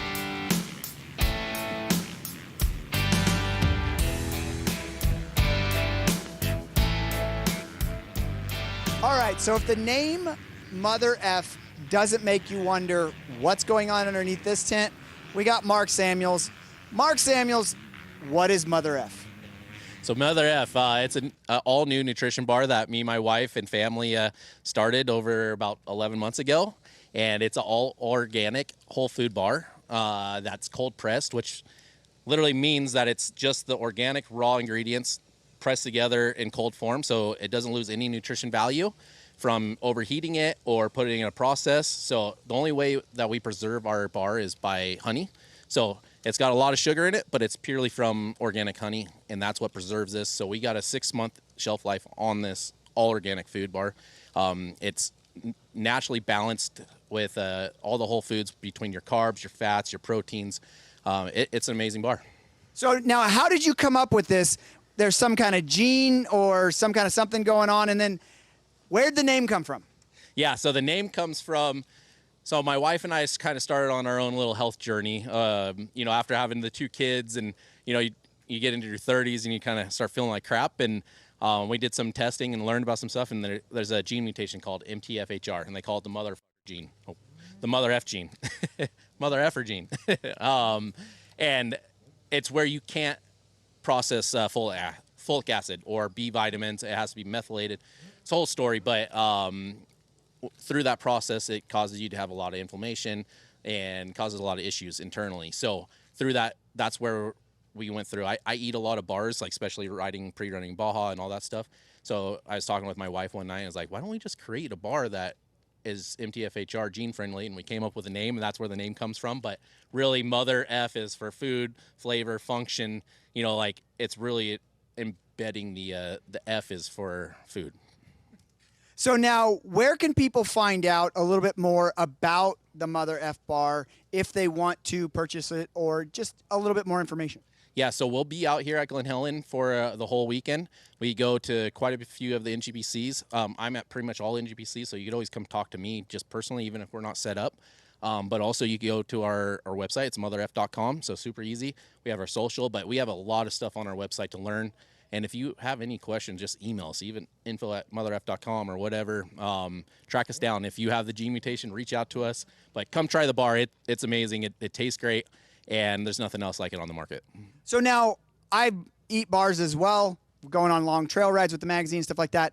What makes this bar different than, say, a Cliff bar or a Power bar or something like that? Is it the ingredients, or what is it? Yeah, so, a lot of bars start off with like a good ingredient, but they put it through a process. Like they put it in like a hopper, and they spin it all up and put it into a mush, and it gets processed, like very processed down. So it loses all its nutrition value. And then they throw extra nutrition in there to like try to make up for it, but it's all processed bullcrap, really. So that's why it being a cold pressed bar, you don't lose any nutrition values, and you're keeping your raw ingredients of what it is, and that's the big difference. All right, well, if you're looking for a healthy bar with sustained energy, check out the Mother F bar. Go to their socials, go to their website. Back to you guys in the booth. And they're so good, he sold out of them here this weekend. There's one of them right there. I've been living off of these things. I mean, this one's halfway done, or more than halfway done.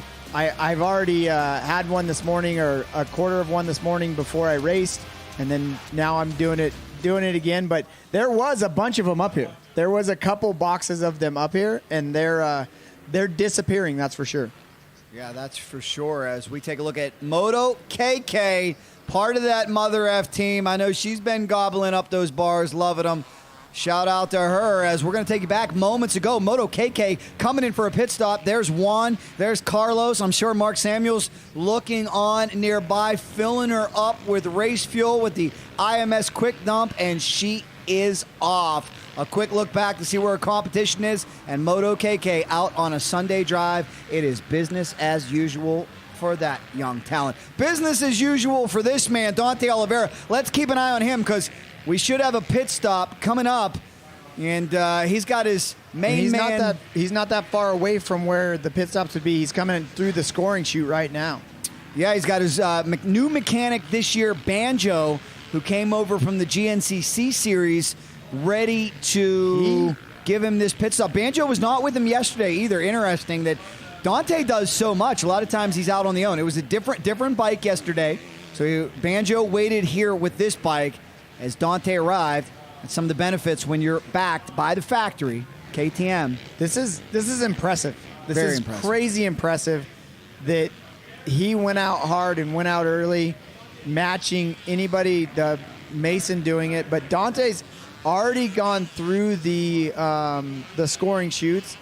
Mason, I believe, is going through the scoring chutes right now. So he has stretched it out. Like, he answered the call, and if he can hold on to win this race, I don't know if we could ever pick anybody else to win. Yeah, and I feel like we are right on time for what Dante's team has always said. They always like to pit around an hour.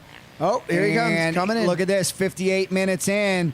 Dante looking for a supplement. There's his lovely wife right there who has helped him. What an awesome teammate she is. That's a good pit stop, too. That's a very good pit stop by Banjo. Gets the fuel in. That's bad news for the rest of the field. Dante roosting Talladega already. He knows, too. He knows you guys gave me the pit stop I needed. Dare's in for a pit. Dare's in. Where's Mason Simmons? So there's Mason. We still I think Mason was already in front of Dare, but what happened? I don't know. Problems for the Beta 450 RC. He might have been just getting the gas cap back on. Let's hope. Or it's not actually a gas cap. It's just kind of a flap that covers it. Dare's another individual that's just so talented. He could win any given weekend. He's had some tough luck this year at various rounds, but he has shown us he has the speed. Gosh, just so hard for these guys to keep pace with Dante. Dante's just proven to be bulletproof. The man doesn't make many mistakes. How about his wife, though? I mean, I want to give a huge shout out to her. They say find like-minded partners. I asked his wife if they're going home because they're from pretty far up north. She said, no, we're staying here for the next 2 weeks because Dante's running Paula. I said, well, what are you going to do? She said, I'll keep myself busy. We'll mountain bike and have fun and stay where we stay, maybe do a little shopping. But she's out on the road with her man, living the dirt bike life. Yeah, it's a good gig if you can get it, that's for sure. So Cole Zeller out front. I don't think Cole has pitted yet. I think that he kind of went through it. So we know that Cody Simpson has pitted. So now the question is, can Cole get in and out of the pits? Because we're only got 30 minutes left. Can Cole get in and out of the pits before Cody Simpson gets by or gets even closer? Cole Zeller hoping to get the first win of the year for this talented racer. We saw definitely flashes of it last year, and here comes that FMF RPM Racing 250. There's Cole's lovely fiance, Kylie, who helps him out so often. Another great woman of the sport.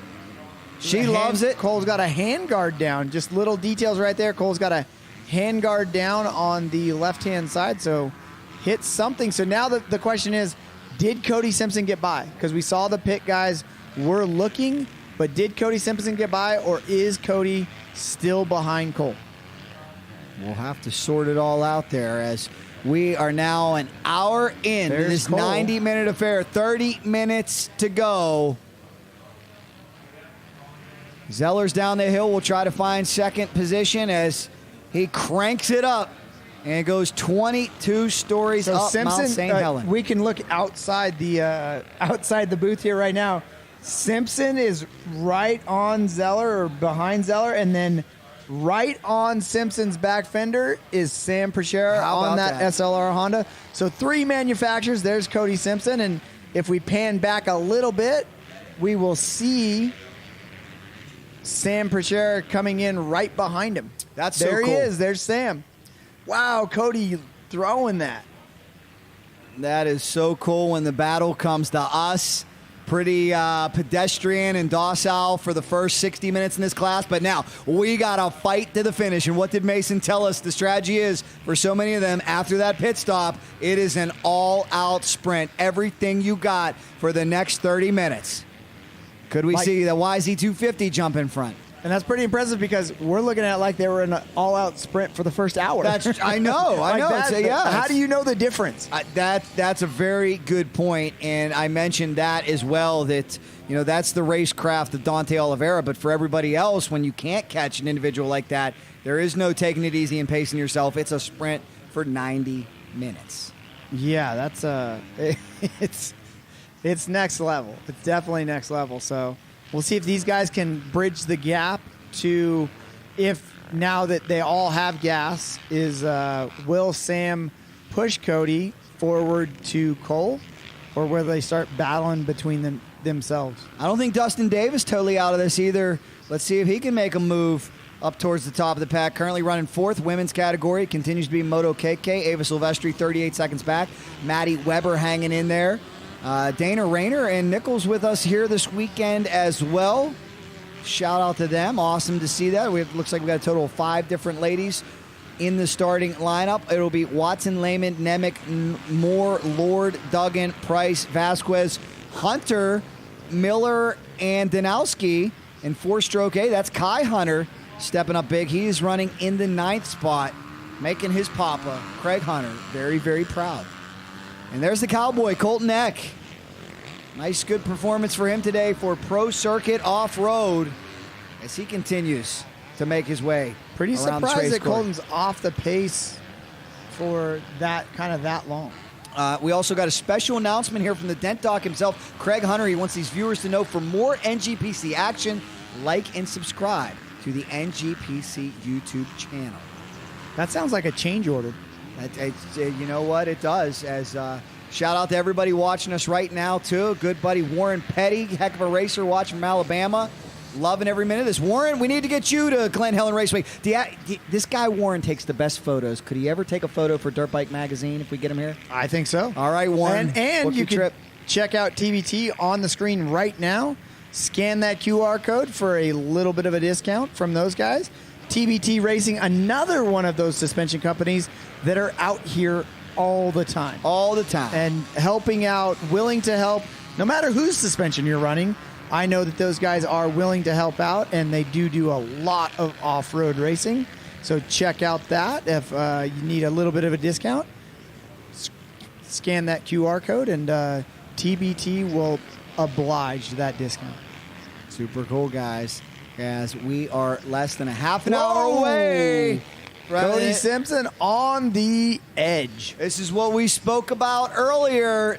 It's not over till it's over here at Glen Helen. There's just too much that can get you. And this is when that fatigue factor will set in. This is when mistakes can happen. We'll see if anything changes. Sam, it looks like in this group, Sam's making a move towards Cody. Cody's not really going forward and getting closer to Cole, so might have to Sam might have to get around him and make his own charge to the front. What a race it has been. 25 minutes showing on the clock here. Round number 6 of the AMA NGPC Series presented to you by FMF and MMX. We thank you for being here this weekend, one of the many in attendance for what has been a sensational Motofest. From the Stopwatch Nationals to the Pro Showcase to the Hell On Wheels Hillclimb to the Baja Drags to the party, it's been fun. Got a split screen, and on the bottom right-hand corner, that's Dante out front. And then you got the battle for first, second, and third in the Pro 2 class on the top. So, Dante just walking on everybody. So impressive. Yeah, he sure is, especially the way this race started with Mason jumping out in front and showing that aggressiveness. It's just it's just so hard. What is the answer for the rest of the field? I wonder, too, industry-wide, you know better than me because you know what's going on and how much these factories are paying attention to off-road, but could there be a bidding war for Dante Oliveira? I know your buddy Timmy Wiegand probably doing everything he can to keep him locked up at KTM, but you would think everybody who sells an off-road motorcycle would want Dante Oliveira at this point. Yeah, you know, I would think the same thing. There's lots of people that just want to have that number 1 plate on their bike. I think he's happy. I don't think he's going to go anywhere. I think that KTM puts into a long line of the 6-day stuff for Dante, and I think that he's going to stay there. All right, from what I understand, we're going to step away one more time, and then we're going to sprint to the end. So stay with us, guys. This live stream presented to you by Honda. We'll be right back from Glen Helen Raceway.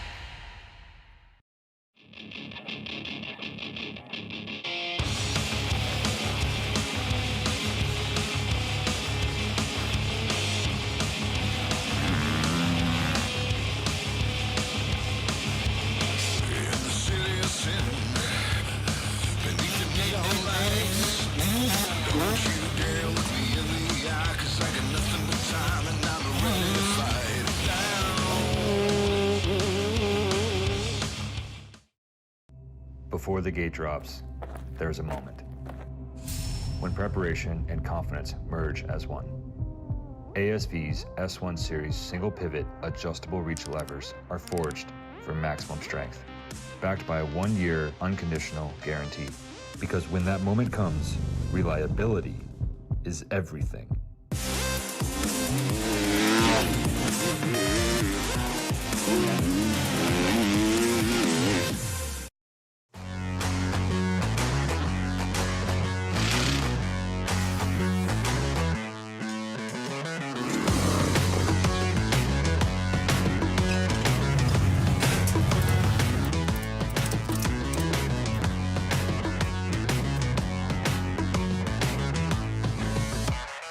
I'm Jeremy McGrath, and I trust Maxxis tires. It's the only way I roll.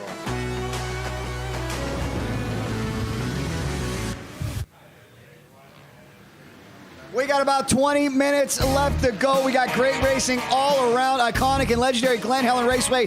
Jack Korpela from the Race Jack YouTube alongside Mark Tilley from Dirt Bike Magazine. There's Mason Simmons, fistful of throttle, giving it everything he's got here on the final day of Bud Feldkamp's Motofest. Yeah, it's amazing to cap off the Motofest with this kind of racing is just amazing. It is a sprint to the finish. Will we see this run order change? Will the great, incomparable, seemingly unbreakable Dante Oliveira make any type of mistake and open the door for this man? That's what we'll find out. And just like Motofest has taught us, you never know. You never know. I mean, Justin Barcia out front, goes down, Dylan Ferrandis wins, then Colt comes back and 2-2 on the weekend. Just great racing action, and then Barsha decided to make it a little bit interesting going down in that exact corner right there that we just saw Mason go through. So you never know what's going to happen. Historic weekend for Barsha and Ducati, too. You want to Uh-oh, who's down? Who That's is it? Noah Gordon. Noah. Let's hope he's okay. Man, the rider out of Tucson, Arizona on the FMF race team cheering on his teammates. Yeah, I think did he have a looking bike at problem? A mechanical problem. Oh, tough break out there. I know Mike Hurlburt, his team boss, watching on from Washington, the former NASCAR truck driver. Let's hope everything is okay for FMF KTM Racing. But it is good to see Noah clapping. It means that he's probably feeling okay. Well, Sam is all over, just coming by the booth right now. Sam is now all over the back fender of Cody Simpson.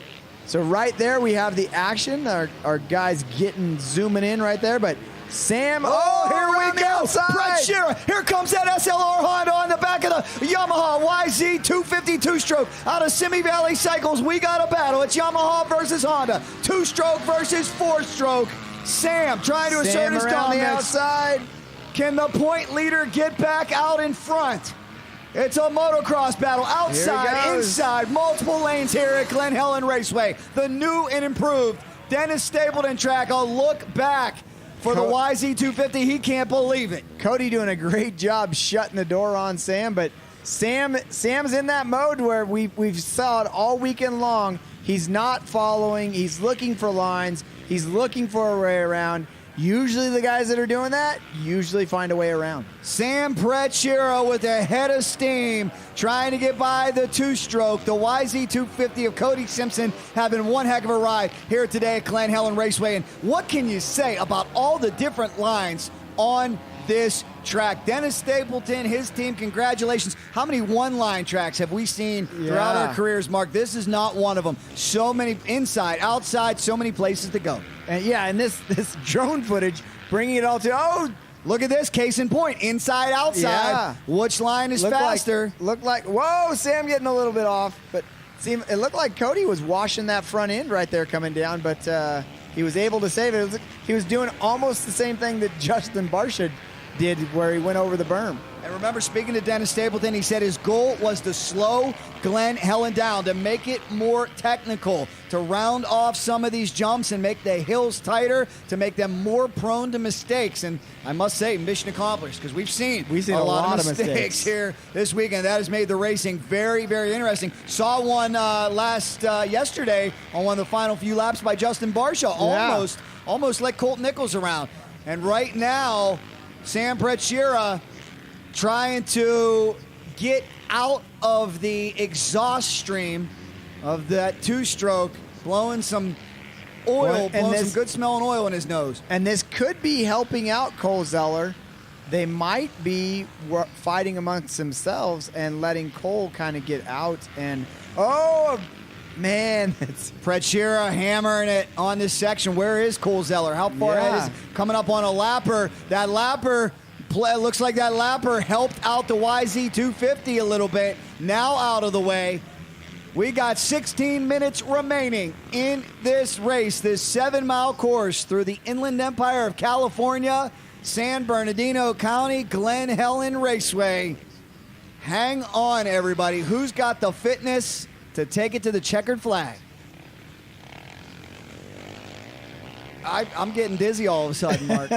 It's the speed. Well, you know what's great about that view? That's probably what it looks like from the rider's perspective when you get tired. Yeah, well, and then again, when you're coming down there, the speed, that drone's going fast to try to keep up with those guys. That drone has worked miracles. From what I understand, went like a mile and a half away following Troy Lee on the dual sport ride yesterday. Again, technology, things we couldn't do 6, 7, 8 years ago. We don't need a helicopter to cover this race. Yeah, wow. Cody Simpson doing great in the little wash section in the rocks. And now coming up into a section that's a little more silty. Sam's kind of coming back. So Cody's stretching it out again. See if he can make a run at Cole Zeller, because Cole's kind of on cruise control out front. You know what's cool too about these Southern California woods, how they are different than the East Coast? You probably couldn't do this at many GNCC races because it's so thick you wouldn't be able to see through the woods. Yeah. Here it's we light enough. might have lost our drone. He might have gone too far. Man. R.I.P. drone. Sorry about that. Hopefully that's not on the L&N media budget, or our birthday boy could be shedding some tears. He might be buying a drone for his birthday. It might be on Ross Fitz in Virginia, unfortunately. Sorry, Ross. 14 minutes remaining as we continue on here. We'll get a look at the 6th time coming around here soon, no doubt. Dante Oliveira, he looks to stay unbeaten. Brennan Watson flying. There's a guy who I look to be up in the pro categories before too long. Yeah, I would say that he's going to make that jump this next year. And the only reason why we didn't see Dustin Davis in the Motofest festivities is I hear that he wants to go back to Loretta Lynn's one more time. Oh. And if he races a pro race, he's considered he can't do that. Did not know that. Okay. So interesting stuff going on, but we'll have to see Tire Pro's instant replay. Okay, so this was just moments ago, and I believe is that Kai Hunt? Is that Mr. That's Kai Hunter Cobra taking Kai. almost Kai. taking out one of the leaders. Was that Vince Freese, the roadblock, or was that Cobra Kai getting in the way? Did his dad, Craig Hunter, teach him those tactics? We got to teach him about the blue flag. You see that Yamaha blue flag? That's how big of a blue flag we need Kai, for Kai. That means there's a race happening and you're not in it. Get out of the way. Holy man. Cobra Kai better hope that Mateo's not around us. Here comes the Beta 450 RC. Shout out to the Beta boys, Carlin Gardner and team. They're getting ready for the outdoors. I said, too, what's my opinion matter? But I said they should add Dare to that outdoor team. Dare might not like what I say because he says, I need a break. I need some time off. But Dare is a ripper. Because Dare's doing multiple series. Multiple. And a lot of these guys are doing multiple series. So I know that Mason Simmons is going back and forth as well.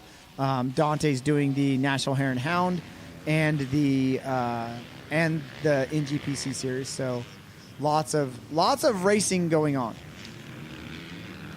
Giving you a great look high above San Bernardino, California. Final stages of this race. 12 minutes remaining. Dante Oliveira continues to lead overall. 15-second advantage over Mason Simmons, followed closely by Mateo Oliveira. I don't think we have seen Mateo in this broadcast. I'd love to be able to see the 831 Tyler Lynn followed by him. It looks like Cole Zeller running 6th overall, first in class. Very, very impressive for him out there on a 250. Something has gotten in to Cole Zeller here this race. Yeah, no, he's riding great. J.J. Concannon, Trevor Nelson, Carter Klein, Justin Heft back to 16th. Let's hope he's okay. We're expecting Justin to maybe run up front today. Speaking of, right on cue, there is the 2.7, the man who was on the box at yesterday's Pro Showcase race. It was Justin Barsha, Colt Nichols, and Justin Heft. And he's got to be tired. I mean, that's maybe a tough transition, too, going from motocross to off-road. Yeah, and coming back from injury as well, so he's definitely got to be tired. We didn't see many people do it, right? We thought maybe we would see more. That transition may be tougher than we thought. I thought the great Josh Mosman might stick around and run NGPC. You got to talk him into staying with us, and some of the other boys out there. A lot of those moto guys, though, I don't think they wanted anything to do with this. Yeah, and I think Josh is focused on motocross going into it. I believe this might be Dustin Davis that we're following right now. But it's definitely a good way to go get a 90-minute exhilarating cardiovascular workout, that's for sure, to wrestle one of these motorcycles this hard along this unforgiving, punishing track here at Glen Helen Raceway. 10 minutes remaining. We're going to bring it on home. So glad you guys are watching with us. It is day number 3 of coverage, day number 4 of this event. Shout out to all of our viewers watching. Vitamac 4105, Logan Lane 574, Myro 947, Alex Miller. We see all you guys there. White flag. White flag, ladies and gentlemen. White flag for Dante Oliveira. This is it. Final lap. Time to bring it home from Glen Helen Raceway's Motofest. All right, and there's Mason. So Mason, certainly not out of it, but you would think needs a mistake. needs something he's to gonna happen. need something. And wow, there's Dare. Dare's right there. The top three are a lot closer than what we're thinking. Dare's got an opportunity to catch Mason, and there, look at the 22 of Trevor Hunter hanging with the big boys. How about that? Dentok Kawasaki up there here today. Impressive. Very, very impressive as the white flag waves. Definitely hanging with the big boys as they come around to maybe put him a lap down. I didn't see a Do It for Dua Lipa on there. I didn't see the Swifty. I think what it is the Swifty sticker's not on the front number plate or on the front fender. He might be being punished by the gods. Oh my goodness. Dante Oliveira up on Talladega turn.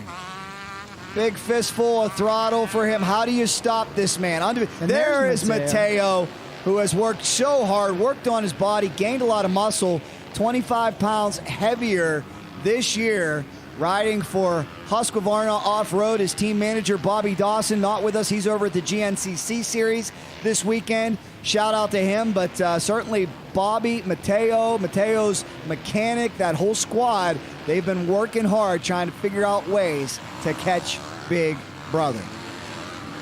Another good weekend, though. There's just so much talent. And another head scratcher, because they're not. Nobody's been able to do it. This was a completely different race strategy coming out of everything that was going on, and Dante answered the call. No doubt about it. One of my spies told me, unconfirmed too, that we're hearing Husqvarna Off-Road back in 2027. That's great news. I know there's been a lot of changes. We hear the Supercross team probably going away, the one that Malcolm Stewart rides for. But and I don't know if their team is completely going away. I think that they're just going to go back to instead of having that team in-house, I think they're going to go away. Like, I think they're still going to support a team, but it's going to be, for Supercross, it's going to have another owner, kind of like back when they had it before, like that. And then they brought it in-house. I could be wrong.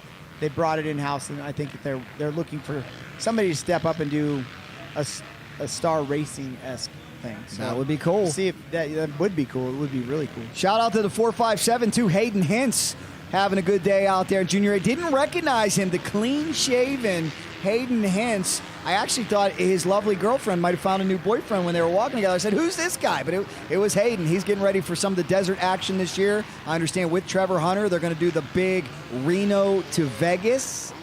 I don't know, maybe something you should do, Mark Tilley. It's a special year. That's a destination bucket list resume race. I think that's a Ron Lawson thing. I think Ron Lawson needs to go to that. That would be cool to see the dirt bike high torque family put together like a 5-rider team. So Cole Zeller out front. I don't think any of those guys are close enough to charge. We'll see. We'll hold this right here and whoa, Sam is close. Yeah, not hold the phone on that one. Prechira's got plenty of time, and that gap is not as big as we thought it was. The SLR Honda of your point leader, Sam Prechira, trying to spoil what has been a coming out party for Cole Zeller, trying to get his first win of the year, his first win with his brand new Mike Hurlburt FMF RPM KTM racing team. Still got a pretty sizable lead, but one mistake. But it was it was a lot bigger the last couple laps when he was back with Cody Simpson. It was a way bigger gap. So gonna have to leave it all out on the track right now, because if not, Sam is going to get him. Prechira is flying. Look at this great coverage down the hill.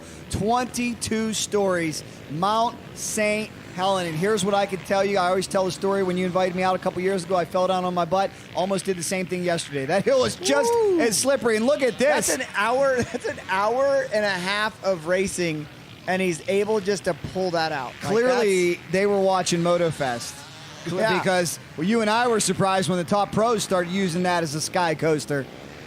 I don't think that's how Dennis Stapleton drew it up. That is a massive jump. Doing it. It's just amazing. Some of the fast ways around they will find here at Glen Helen Raceway. This is it. Final lap. Round number 6 before we break, before the series turns its attention to Idaho in August. And that's the next time they'll race NGPC. Cole Zeller knows that Sam is there, because coming back the other way, you could see it. So I believe this is on Dante. This is Dante, the last lap, going into the back section. And again, if you're looking for a seat cover, the great guys at Guts are making it to where you can get a little bit of a discount on there. Just scan that QR code. Beautiful. Save some money, guys. Support those who support your sport. We appreciate all of our great sponsors on all these live streams that we do. Thank you guys so much. If you want to be a part of a live stream, this is brought to you on the Dirt Bike Magazine YouTube channel, but this is the NGPC section of Motofest. You can contact Craig Hunter or the crew at NGPC to be a part of this live stream. And if you want to be a part of the Glen Helen live streams, you can contact Lori at Glen Helen to have your company on one of these live streams. Super cool, guys. Final stages here. Final day of Motofest. Ready to bring it home as Dante Oliveira tries to stay unbeaten. A Carmichael-esque season. A Carmichael-esque feat. This man has won everything he's entered this year, including a straight-up motocross race, the Two-Stroke Nationals. That's why I said if he wasn't committed to that Hare and Hound series, I'd have loved to have seen him here this past weekend. And he bought his own bike to do it. Unbelievable. He bought his own bike to do it and then raffled it off afterwards. If you bought some merch, you got some tickets. So he wanted to do it bad enough to where he bought his own motorcycle. That's almost as impressive as the ride that he's put on today. I can't wait to see him 13 days from now in Paula competing with all the big boys out there in the 450 category in the Pro Motocross Championship. Dante Oliveira poised and focused to make NGPC proud.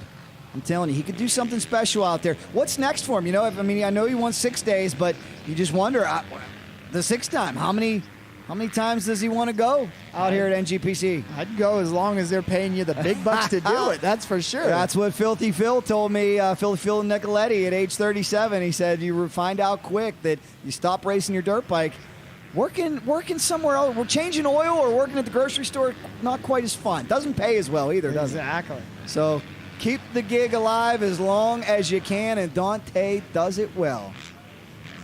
Dante Oliveira, fistful of throttle, contending with this rough and tumble, chewed up Glen Helen racetrack as he brings it on home, brings the Red Bull-backed KTM home to victory. What a weekend it's been for Red Bull out here.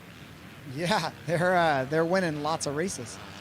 Yes, it'd be interesting to see where Cole Zeller and where the Dante having a little bit of a lapper issue right there, but no problems. So yeah, it'd be interesting to see where the Pro 2 battle is at right now. Man, he's just flowing. We'll keep an eye on it. Yeah, Dante looks like he's ready for the flat track races out there. What can't Dante Oliveira win? And, you know, speaking last year with his former team manager, his former mechanic, Bobby Dawson, I should say, he said, you know, Dante's just so focused. Doesn't party, doesn't go out. He's just all about getting better every single day and his family. That's it. Racing his dirt bike and his family, those are the two things that make him tick. That's how he eats, breathes, and sleeps every single day of his life, and it shows. Dante Oliveira. And it's impressive. It's definitely, you can't, there is definitely a lot of people trying to knock this man down, and they cannot do it as of right now. They have not figured out the way to do it. We got to make sure that Hare and Hound race doesn't conflict with Motofest next year, because I want to see these guys battle. Speaking of battle, here comes Sam Pretschera. Final charge. Cole Zeller trying to hold him off. Oh my goodness. The FMF RPM team has got to be biting their nails back there. They said, Cole, you've come this far. Don't squander your lead at this point, but this is when Cole can hear that big bad SLR Honda behind him closing in. Does Pretschera have enough time? This is it. Final lap. Honda versus KTM in the 250 category. Zeller trying to get his first win of the year. Pretschera trying to build upon his points lead. And they have a decent amount of opportunities coming in here. There is pretty open track to where he can get by because he's definitely faster. Different lines going on there. Prechira experimenting, not following, trying to close that gap. Who's got the fitness? Who's got the courage to hold it wide open? Looks like Zeller might have gained a little bit right there. A little bit of his Baja experience might come into play here. Yes, indeed. Prechira, that's certainly no stranger to holding it wide open. That's where they're going to come back in as they go by Moto KK. Moto KK, good job by her getting out of that battle. Saying, you boys have it. I don't want anything to do with this one. They've battled for 90 minutes. No time left on the clock. And now we bring it home. Can Cole Zeller continue to lead this race, or does Sam Prechira have anything for him? Looks like Zeller has opened it up a little bit. Yeah, it looks like he had a better, in the wash area, he had a little bit better. These KTMs are fast on the wide open sections. Very, very impressive. But that man from Australia with his whole family watching on. They watch every one of our live streams. Good day, mates. What a run, what a season it has been for him, and what a run it's been for this man. Just a few turns left to go, and ladies and gentlemen, round number 6 of the NGPC Rocky Mountain ATV Series presented by FMF and MMX belongs to this man. Say hello to your winner, the 6-time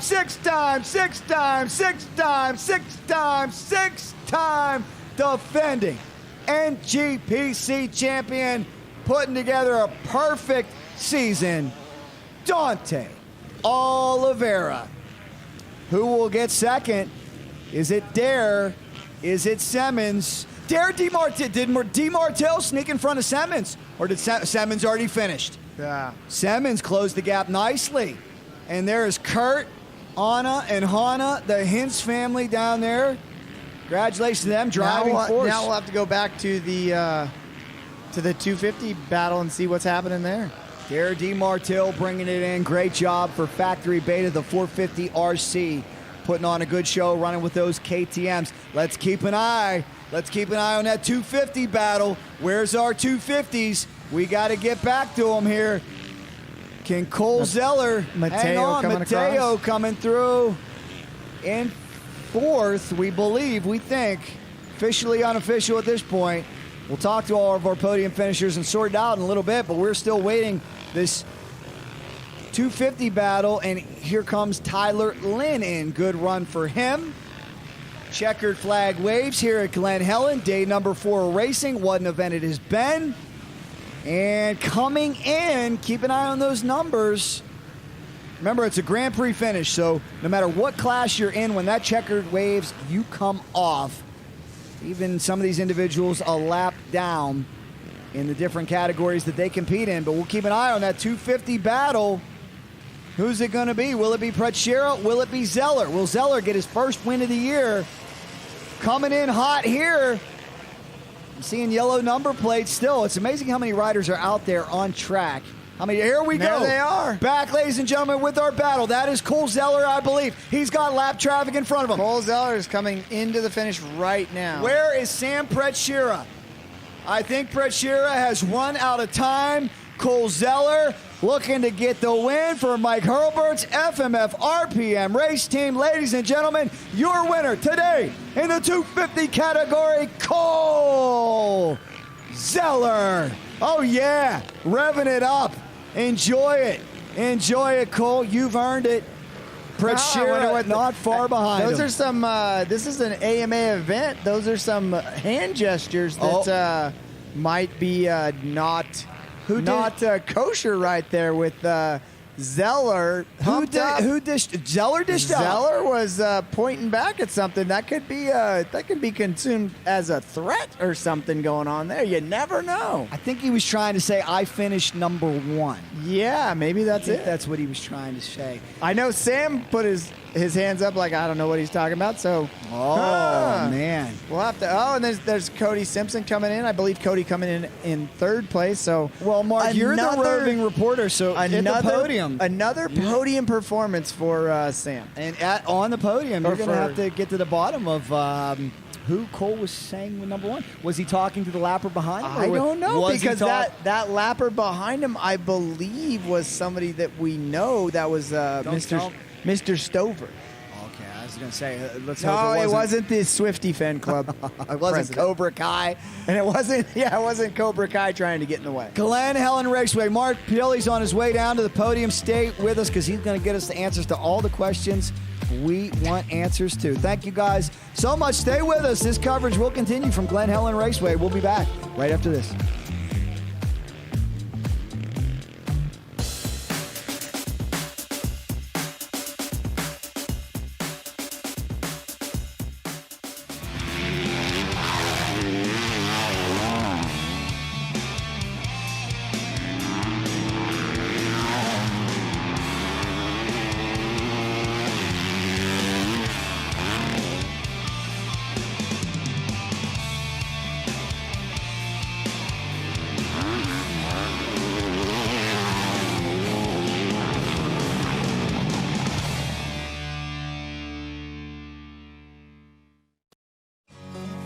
Smallest, mediumest, to almost big, too big.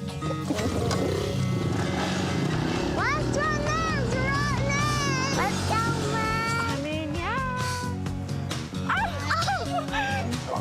Nobody can get Dada. I think I hear Dada riding.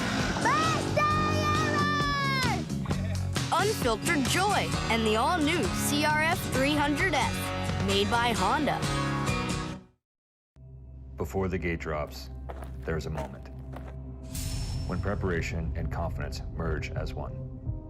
ASV's S1 Series single pivot adjustable reach levers are forged for maximum strength, backed by a 1-year unconditional guarantee.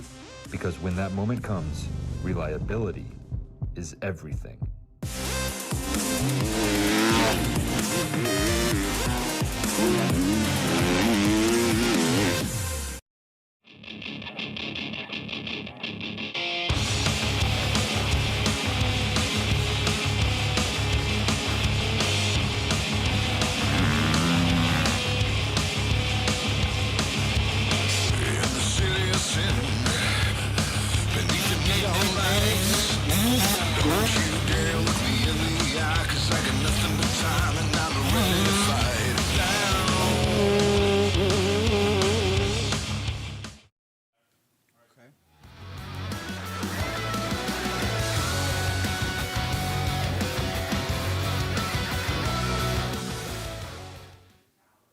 So we're down here in the pits. We came across Mr. Samuels. Now, I know filming's over, but Ultimate Rider, the Ultimate Rider, what is it? Yeah, the Ultimate Rider. It's literally a reality TV show of 16 contestants that battle it out for 2 weeks. And I put them through a bunch of competitions to choose one person to give them a ride on my team. So now, where did this happen at? Was there a base? I got to see it all. I thought that it was pretty funny. We got to see some behind the scenes stuff. We did a thing in the magazine on it. But for all those viewers out there that have no clue, they're hearing about this for the first time, what went down? Yeah, so Neil from Sunfair 42, which is up in Joshua Tree, and Bobby Lee, they approached me like, hey, we have this idea called the Ultimate Rider, and it's going to be a 2-week challenge, and like it's a reality TV show. And I'm like, whoa, like I was kind of stepped back by it, but I'm like, this would be awesome.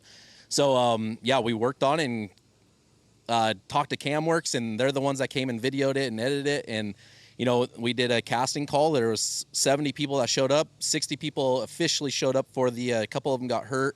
A couple of them couldn't make it. So we had 60 people actually show up for the 2-day evaluation. First day was like a American Idol style, where they walked through the stage, did a one-on-one interview with us 3. And then the next day was riding evaluation. From there, we chose 16 people. They moved into a badass house 5 days later, and the competition started for 2 weeks. And we did a bunch of different things, from some off-road, motocross, start challenges, a sand track deal, a Grand Prix. Like, we did a bunch of different challenges to come up with the Ultimate Rider. And at the end, I chose one person to give the opportunity to. So now, it wasn't just fast guys. These are people, guys, ladies, people from all different ages. There was older guys there, younger guys there. So how did you actually come up with, how did you choose one? Yeah, so we had the ages from 16 was minimum, but youngest we had was 17, and it went all the way up to 35. So we had a big, wide variety of people, and we had a couple off-road guys, a couple women racers, and then we had some amateur motocross kids, and then some professional kids.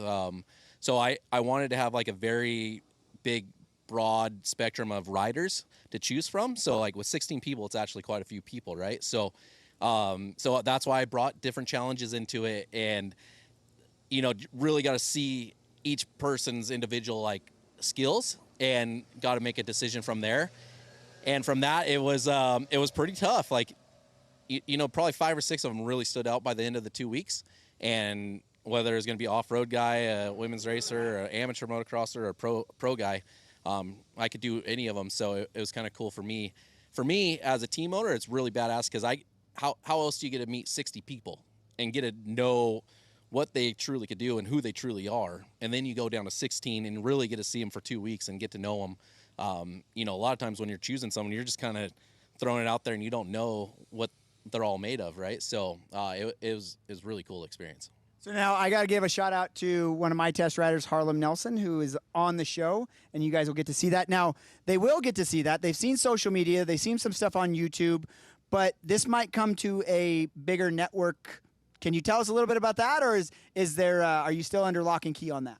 Yeah, I mean, right now, so our original plan was just going straight YouTube and pumping it out there, and I had a lot of sponsors come on and help us do it, and we were just going to push it out there. We were kind of seen and found through us doing social media. So at first it was going to be 6 episodes. Now it's going to be 8 episodes. It might get moved to even more. And as far as like a different network, we're talking with people that are helping us try to shop that area, but we don't know exactly yet. So if somebody wants to see more of what we're talking about, how can they find it? Where can they find it? How can they be a part of the next one? Yeah, so follow it on Instagram, The Ultimate Rider, TikTok, YouTube. Everything will be released on Instagram, like when we're releasing it. So like all the information will be released on Instagram. And then obviously partners like you guys and everyone that's a part of it will be sharing and getting that stuff out there. So the best way is follow it on Instagram and YouTube, all our social channels. And right now it's quiet as we're working through the edits and everything, which we're six season or episodes done. We have 2 more that should be done in about a week and a half. And then we're pretty much ready to rock. But when we're dropping, we're not too sure. Originally our plan was the 29th, the day before Paula National. But if talks get a little bit more serious with going to different networks, we might have to pull it back. All right. Well, there you have it. There's all the information on the Ultimate Rider program. Check them out on all their social medias. Back to the booth.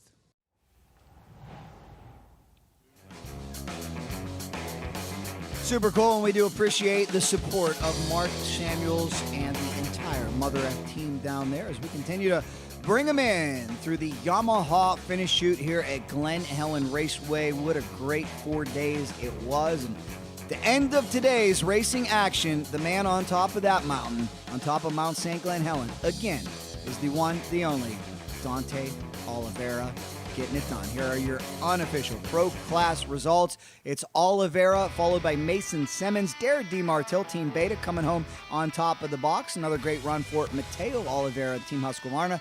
Tyler Lynn brings home a top 5 performance. And how about Ryan Surratt? 6th for him. Nice job as we give you a look down the top 10. I do believe Mark Tilley is ready with our podium finishers. Let's send it down to Mark Tilley. All right, we're down here on the podium. Sorry, we were doing a little bit of bench racing, but down here on the podium, Dare, the first few laps of that race it was hard to talk because you guys were going so fast. So take me through your race. Yeah, I got off to a decent start, and at the top of Mount St. Helen was battling with Ryan Surratt and got into the 3rd position. And was just trying to charge hard. And there's a big silt section right after the tight trail. I don't know if you can see it on the live stream, but these guys blew through it and kind of left me in the dust there and couldn't see, went blind, and got through that safely as I could, and then just started putting the hard charge down. And, ended up getting around Mason when he pitted, and then I pitted the next lap, and he snuck back by me again, and I tried to latch on to him and run the pace as long as I could. I felt great, but just didn't have the speed today, so third was all we got. So now there was a lot of different kind of terrain, some kind of terrain that we're not used to seeing out there at a NGPC. How do you like it? Do you like these types of courses that are diverse like this, or would you rather go back to more of a moto base? No, I like the diverse. I like the technical. It slows it down for us, and it's fun. You know, there's a little more room to gain or make a mistake, and there's all different types of terrain. You know, we have hard pack on the Glen Helen moto track. We got a gnarly rock section. We got a trophy truck track where it's high speed flat track. It was a really good course today. The NGPC crew did great. Jared Fisher, MMX, killed it coming down here and giving up his round and coming to Glen Helen. And yeah, I like to thank the whole Beta USA crew, Aero helmets. My bike was awesome today. Shout out to my dad for keeping it all dialed in. And yeah, I can't thank the crew enough, man. It was I felt really good. Fitness was great. Riding was good. Just need to be up there a little more in the first 2 laps to run to the end. So now going into the break, you got solid finishes. You might be doing some other stuff on the other series that you're running. Are we going to see you at maybe a pro national, or are you just going to take that time off and maybe breathe a little bit? Yeah, I don't know. I mean, I know these guys are going outdoors. It does make me want to go out and battle with the boys, but I might take this outdoor season off a little bit and just focus on the off-road stuff and enjoy a break. You know, we race a lot, man. We're racing every weekend, so I'd just like to maybe take a little break. I don't know. We'll see. You know, kind of all plays, and we'll see how it figures out.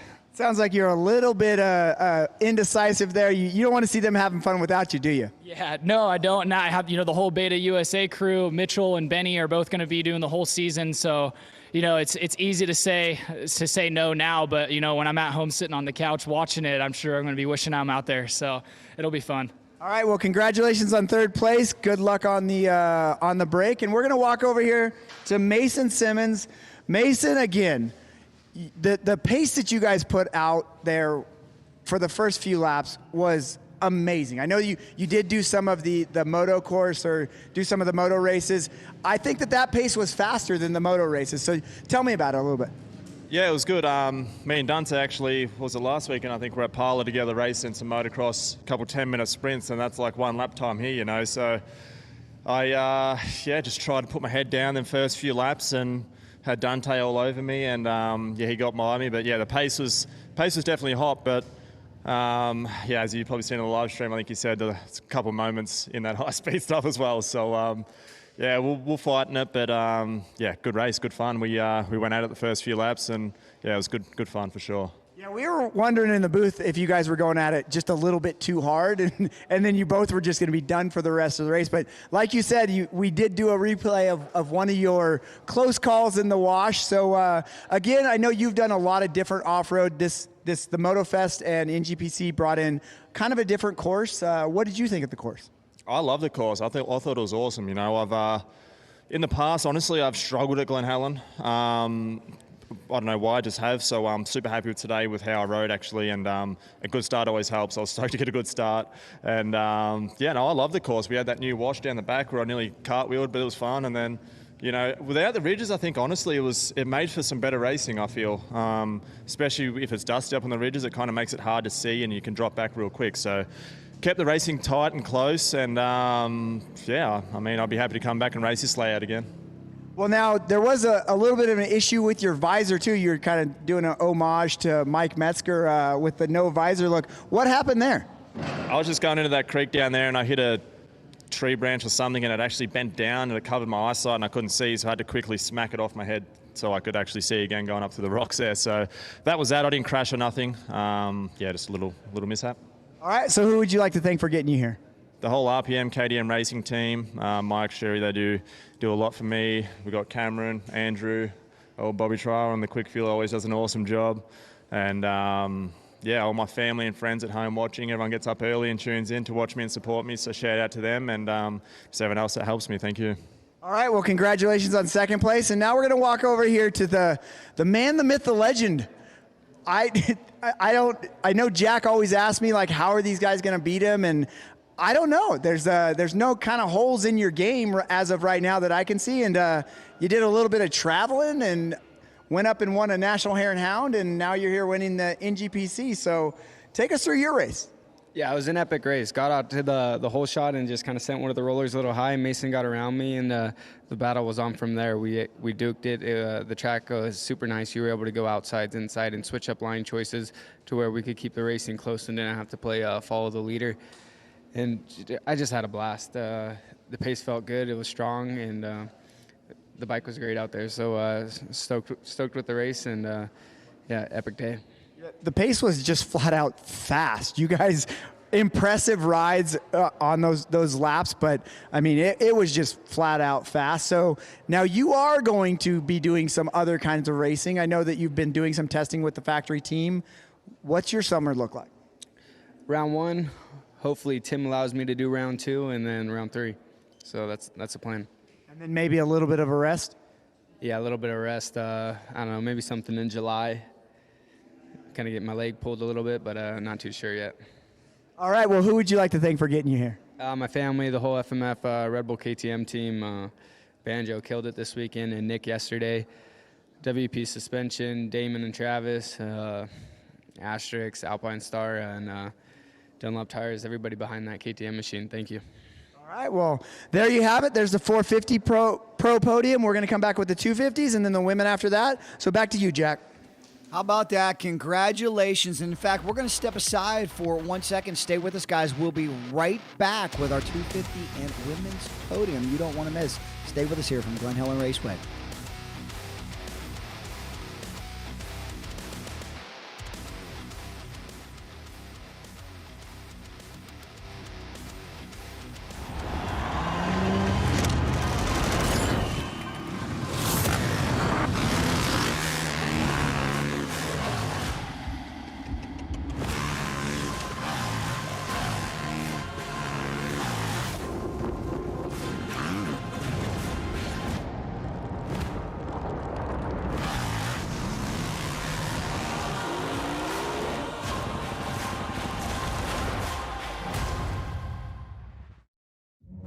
This did not happen by accident. It's more than just stocking shelves. This is 40 years of breakthroughs, hard work, and pushing limits. Always striving to be better. Because greatness doesn't quit.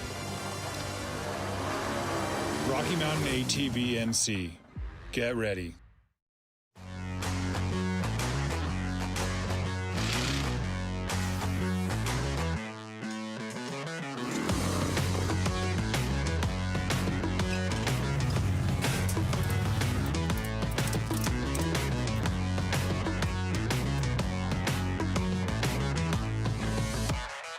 I'm Jeremy McGrath, and I trust Maxxis tires. It's the only way I roll.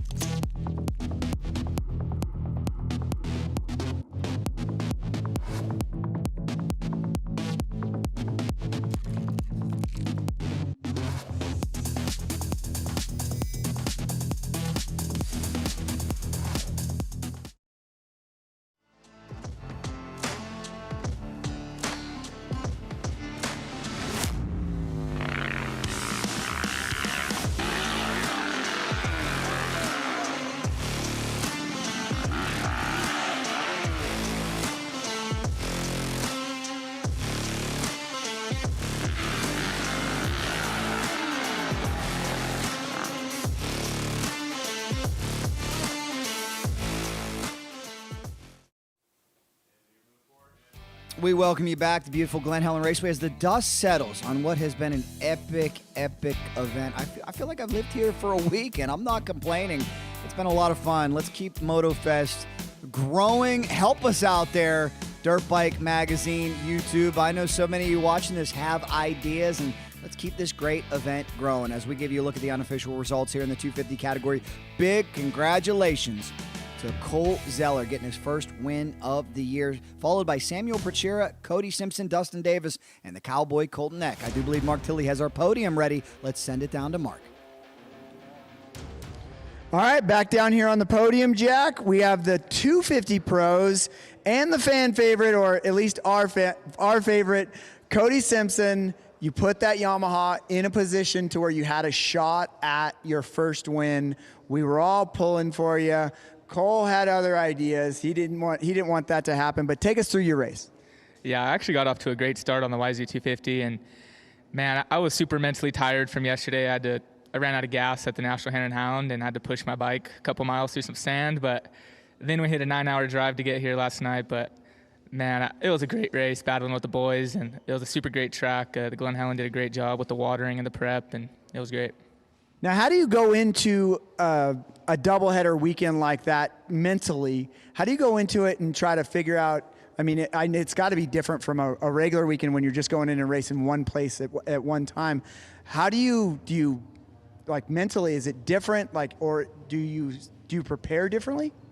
It was definitely stressful, that's for sure. The mental battle was there, and coming into today, I was pretty mentally tired, not much physically tired because Gainslinger has me in tip-top shape, but I just went out there with an open mind, and whatever happened, and just twist the throttle and go fast. All right, well, congratulations on third place. Who would you like to thank for getting you here? My dad especially, man. He's been grinding even this weekend with a 9-hour drive, working on the bike, doing suspension this morning, doing mooses this morning.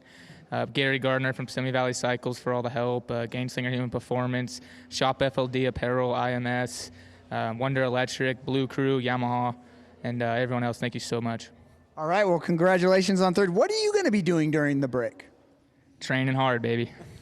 All right, well, again, if you guys are looking for a rider, he's open. He's open for any chance he can get.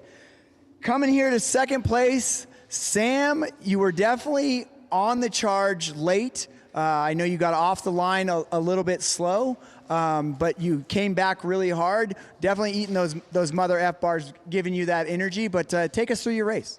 Yeah, I think I flamed the bike out on the start, and yeah, it's tough, honestly. Like I was way back, and I took too long making passes, and I felt really good. The bike, it was working good, and I just kept pushing, making passes, going through the pack, and had a shot, got pretty close to the lead, and just couldn't make it happen.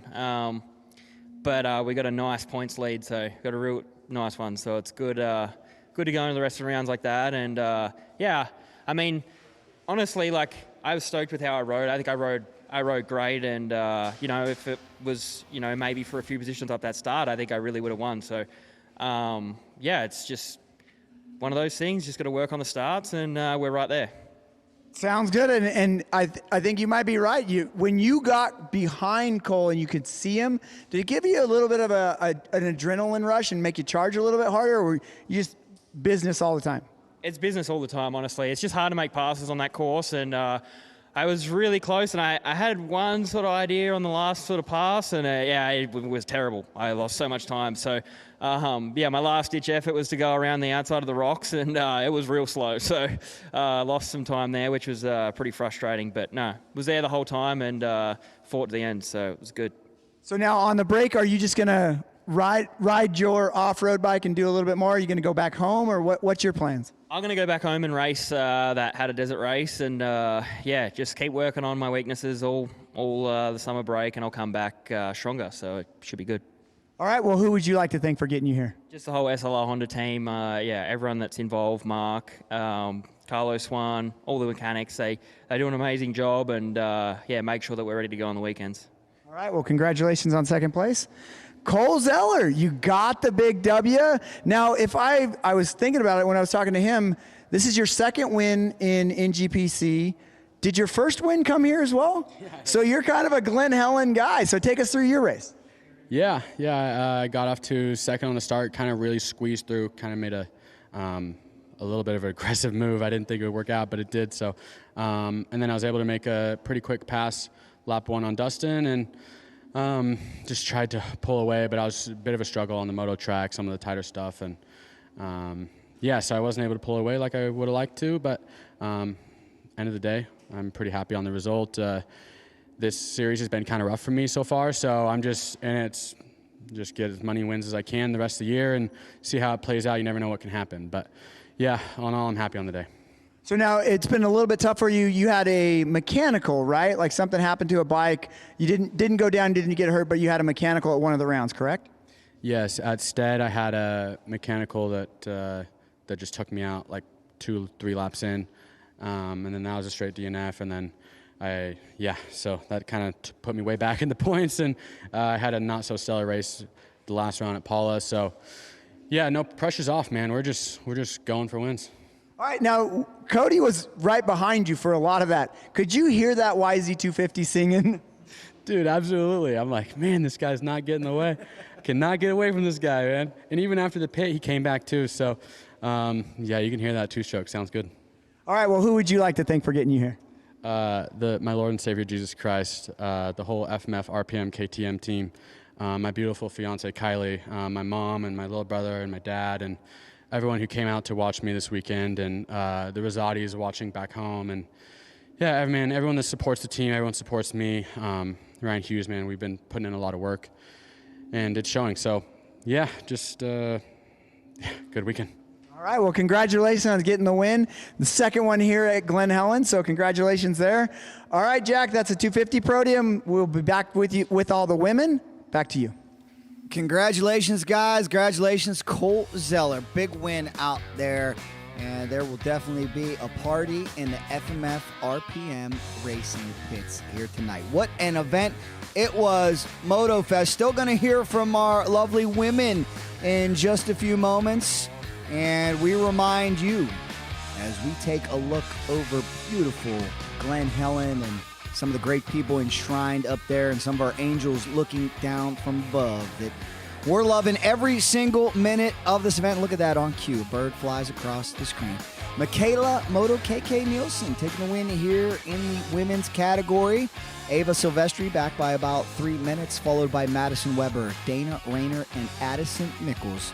Your top 5 here in the women's category. It is round number 6 from San Bernardino, California, as NGPC season heads to summer break. After this, it'll be all eyes on Preston, Idaho. We'll give you updates on that throughout the summer, too, as the great Craig Hunter and Mr. Hintz and Mr. Rooney figure out exactly how that event's going to look for NGPC. But like I said, some great people enshrined here that we're thinking about, all the loved ones we've lost along the way, smiling down from up above.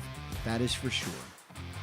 I do believe in just a few moments we've got our pro women ready here. The second annual Motofest. Can't wait for the third annual. Can't wait to see how they build that event. It was so much bigger and better this year. I think next year is going to be even better. That's for sure. Thank you guys, too, for watching all weekend long this live coverage. And speaking of the live coverage on the Dirt Bike Magazine YouTube channel, Mr. Dirt Bike Magazine himself, Mark Tilley, has our ladies. Let's send it down to him.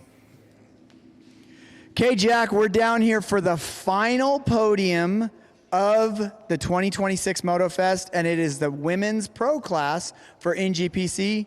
Maddie, you've been gone for a while, right? Haven't seen you for a while, so what have you been doing? I've honestly just been hitting any races that I want to. Anything that strikes my interest, I just want to go do. I'm kind of bad at sticking to one series. That sounds like a good plan to me. If it makes you happy, you go ride it. So, third overall today. Take us through your race. It was kind of boring. I was all by myself the entire time. I think I was battling with one guy for a little bit, but yeah, just by myself. Just by yourself, trying to keep yourself motivated. Yeah, it's kind of hard when you're riding by yourself. I felt like I was kind of not doing race pace, but yeah. So now we're running into a break for the series. You're not following the whole series naturally, but you're on third on the podium at this one. What are you going to be doing on a summer break, or are you just going to go find more races? Yeah, more races. I think I have kind of a busy schedule the next 2 months doing Mammoth, I'm going to try to do an MMX round or WMX round maybe, and then, I don't know, a couple more races. I forget what I'm doing though. So do you already have your pro card and everything like that on the women's side? No, I'm really like last minute with this stuff. All right, well, congratulations on third place. Who would you like to thank for getting you here? My family, my sisters, and everyone. Gainslinger Performance, Cameron, they helped me out a ton, keeping me in shape. Kurt, Nicole, RD Suspension, that'll do it. All right, we'll hope to see you more this year, and good luck on your break that's not a break. So you heard it here. It sounds like Michaela's trying to get just about any women's pro rider to a WMX race. She's helping them with their license. She's doing all kinds of stuff. Speaking of that, you've had a doubleheader. A lot of people. Well, not a lot of people. I think it's only some of the top people have done this. But you were in Utah at a Hare and Hound and did pretty well there. And then came out here today and second overall. So take us through your race. Yeah, not bad. I was honestly, I wasn't really that nervous this time around. I think I got all the nerves out of the way yesterday at the Hare and Hound, but got the whole shot, and I knew I was going to be a little out of whack just having only unclassified this morning on the track. But yeah, I kind of just tried to hope that I could, I don't know, wake up a little bit. But yeah, KK got me probably, I don't know, as soon as we left the moto track a little bit, and I tried to just stay behind her and stay as close as possible. But I guess we're not all as good as Dante, so we can't win 2 in a row and one each day of the weekend. But, second is still good. I mean, I was kind of by myself for the most of the race, but at the same time, I don't know. I was riding good. I wasn't riding good. I don't know. At the same time, oh well. I'm just happy to finish, I guess. Yeah, hey, finishing, you got to finish before you can get on the podium. And you're on the podium. You got a win yesterday. So I would say it's a pretty good weekend. Who would you like to thank? Of course, my parents for coming along with me this weekend and driving all last night from Utah because I sure as hell wasn't awake. So big shout out to them and the whole Norman Racing team, Husqvarna, Trolley Designs, FMF, Oakley Goggles, AME Grips, Racer Decal, and everyone else. Thank you. All right, now you might have a busy a break because I know she has talked you into doing a WMX. Did you get all that stuff figured out, and are you going to be at the first round? I'm still waiting on the full approval of my license, but at the moment I'm pretty sure I got approved, but I will not be at the first round just because I still have a couple more West Share Scrambles before the summer break, so I'll probably be at round 2 at Thunder Valley, and then the rest from there on out. All right, well, congratulations on a great finish and a great weekend for getting first yesterday, and look forward to seeing you at one of those WMX rounds. And then here is the WMX spokesperson, because we've seen you on Supercross, we've seen you everywhere. These ladies are telling us that you're trying to get them to go and all that kind of stuff. So another first place, another win on the NGPC, but take us through your race, and then we want to talk about what your summer is going to be like. Yeah, I got off to the second place start and then just try to see where the best place to pass was, and then I got it done and I kind of just try to run away and just try to have fun with it. I really enjoy Glen, Helen, and even this track too was a lot of fun. So yeah, I was just kind of trying to do my thing and then try and finish this on top of the podium, and yeah, now all eyes are set on the summer. So now WMX, you're doing not only helping the girls get their licenses, but you're doing all of the rounds this year. Last year you won a round. So tell us a little bit more about that. Yeah, I feel like I'm way more prepared coming into this season than last year. I really got the jump. I know what I'm getting myself into. I mean, I hadn't raced moto for a while there coming into last year, and now I just have really put my head down and put a lot of work in for this season, and we think we have 3 weeks until Hangtown, and yeah, now I've gone to most of these tracks besides High Point, but yeah, I couldn't be more stoked for this. I really want to chase that championship, and yeah, I feel like it's going to be a great summer. The sport's really growing for us women, and we're going to be racing on Saturdays, and yeah, I'm just trying to get everyone out to race WMX and try and do the best I can to help this sport grow. I know I'm a racer and I need to focus on that, but I mean, I kind of see the bigger picture as well. I just want all of us women to race. I mean, I had a great, unreal experience last year, and I just want everyone to be able to experience that. Well, now, and you guys are going to be doing a supercross as well, right? So when they found that out, what was going through your mind, and then what have you done to prepare for that? Well, at first they said we weren't going to be doing it, and then I found out in January that we were doing it, and so we were just kind of trying to take my time getting back on the bike because I had got hurt, and so I was on the bike in December, and I had my first day of Supercross I think like maybe 3 weeks ago or a month ago actually, and yeah, that was scary, but yeah, Mark said no more and had to focus on riding motocross, so yeah, just been doing that, and I think I have one conflicting round with Ironman and the Idaho NGBC, so I'm going to have to figure out like a red-eye flight to make Sunday's race, and then after that is Mammoth, and then, yeah. Wow, you're busy. And so with the Supercross, is Parker helping you out a little bit with that, or is he kind of keeping secrets close to his chest? No, he actually came out on my first day, and honestly, it helped me so much. Like, he's literally battling for top 10s. Like, why? That's kind of my secret weapon. So, yeah, I'm excited for this SMX round. I feel like it's going to be different, but it's just another challenge, another thing to add onto my plate with off-road and motocross. So, yeah, he's kind of in my back pocket. All right, well, congratulations on another win, and look forward to seeing you at the WMX this season. All right, Jack, that's the final podium. No more podiums. We're out of here. Back to you.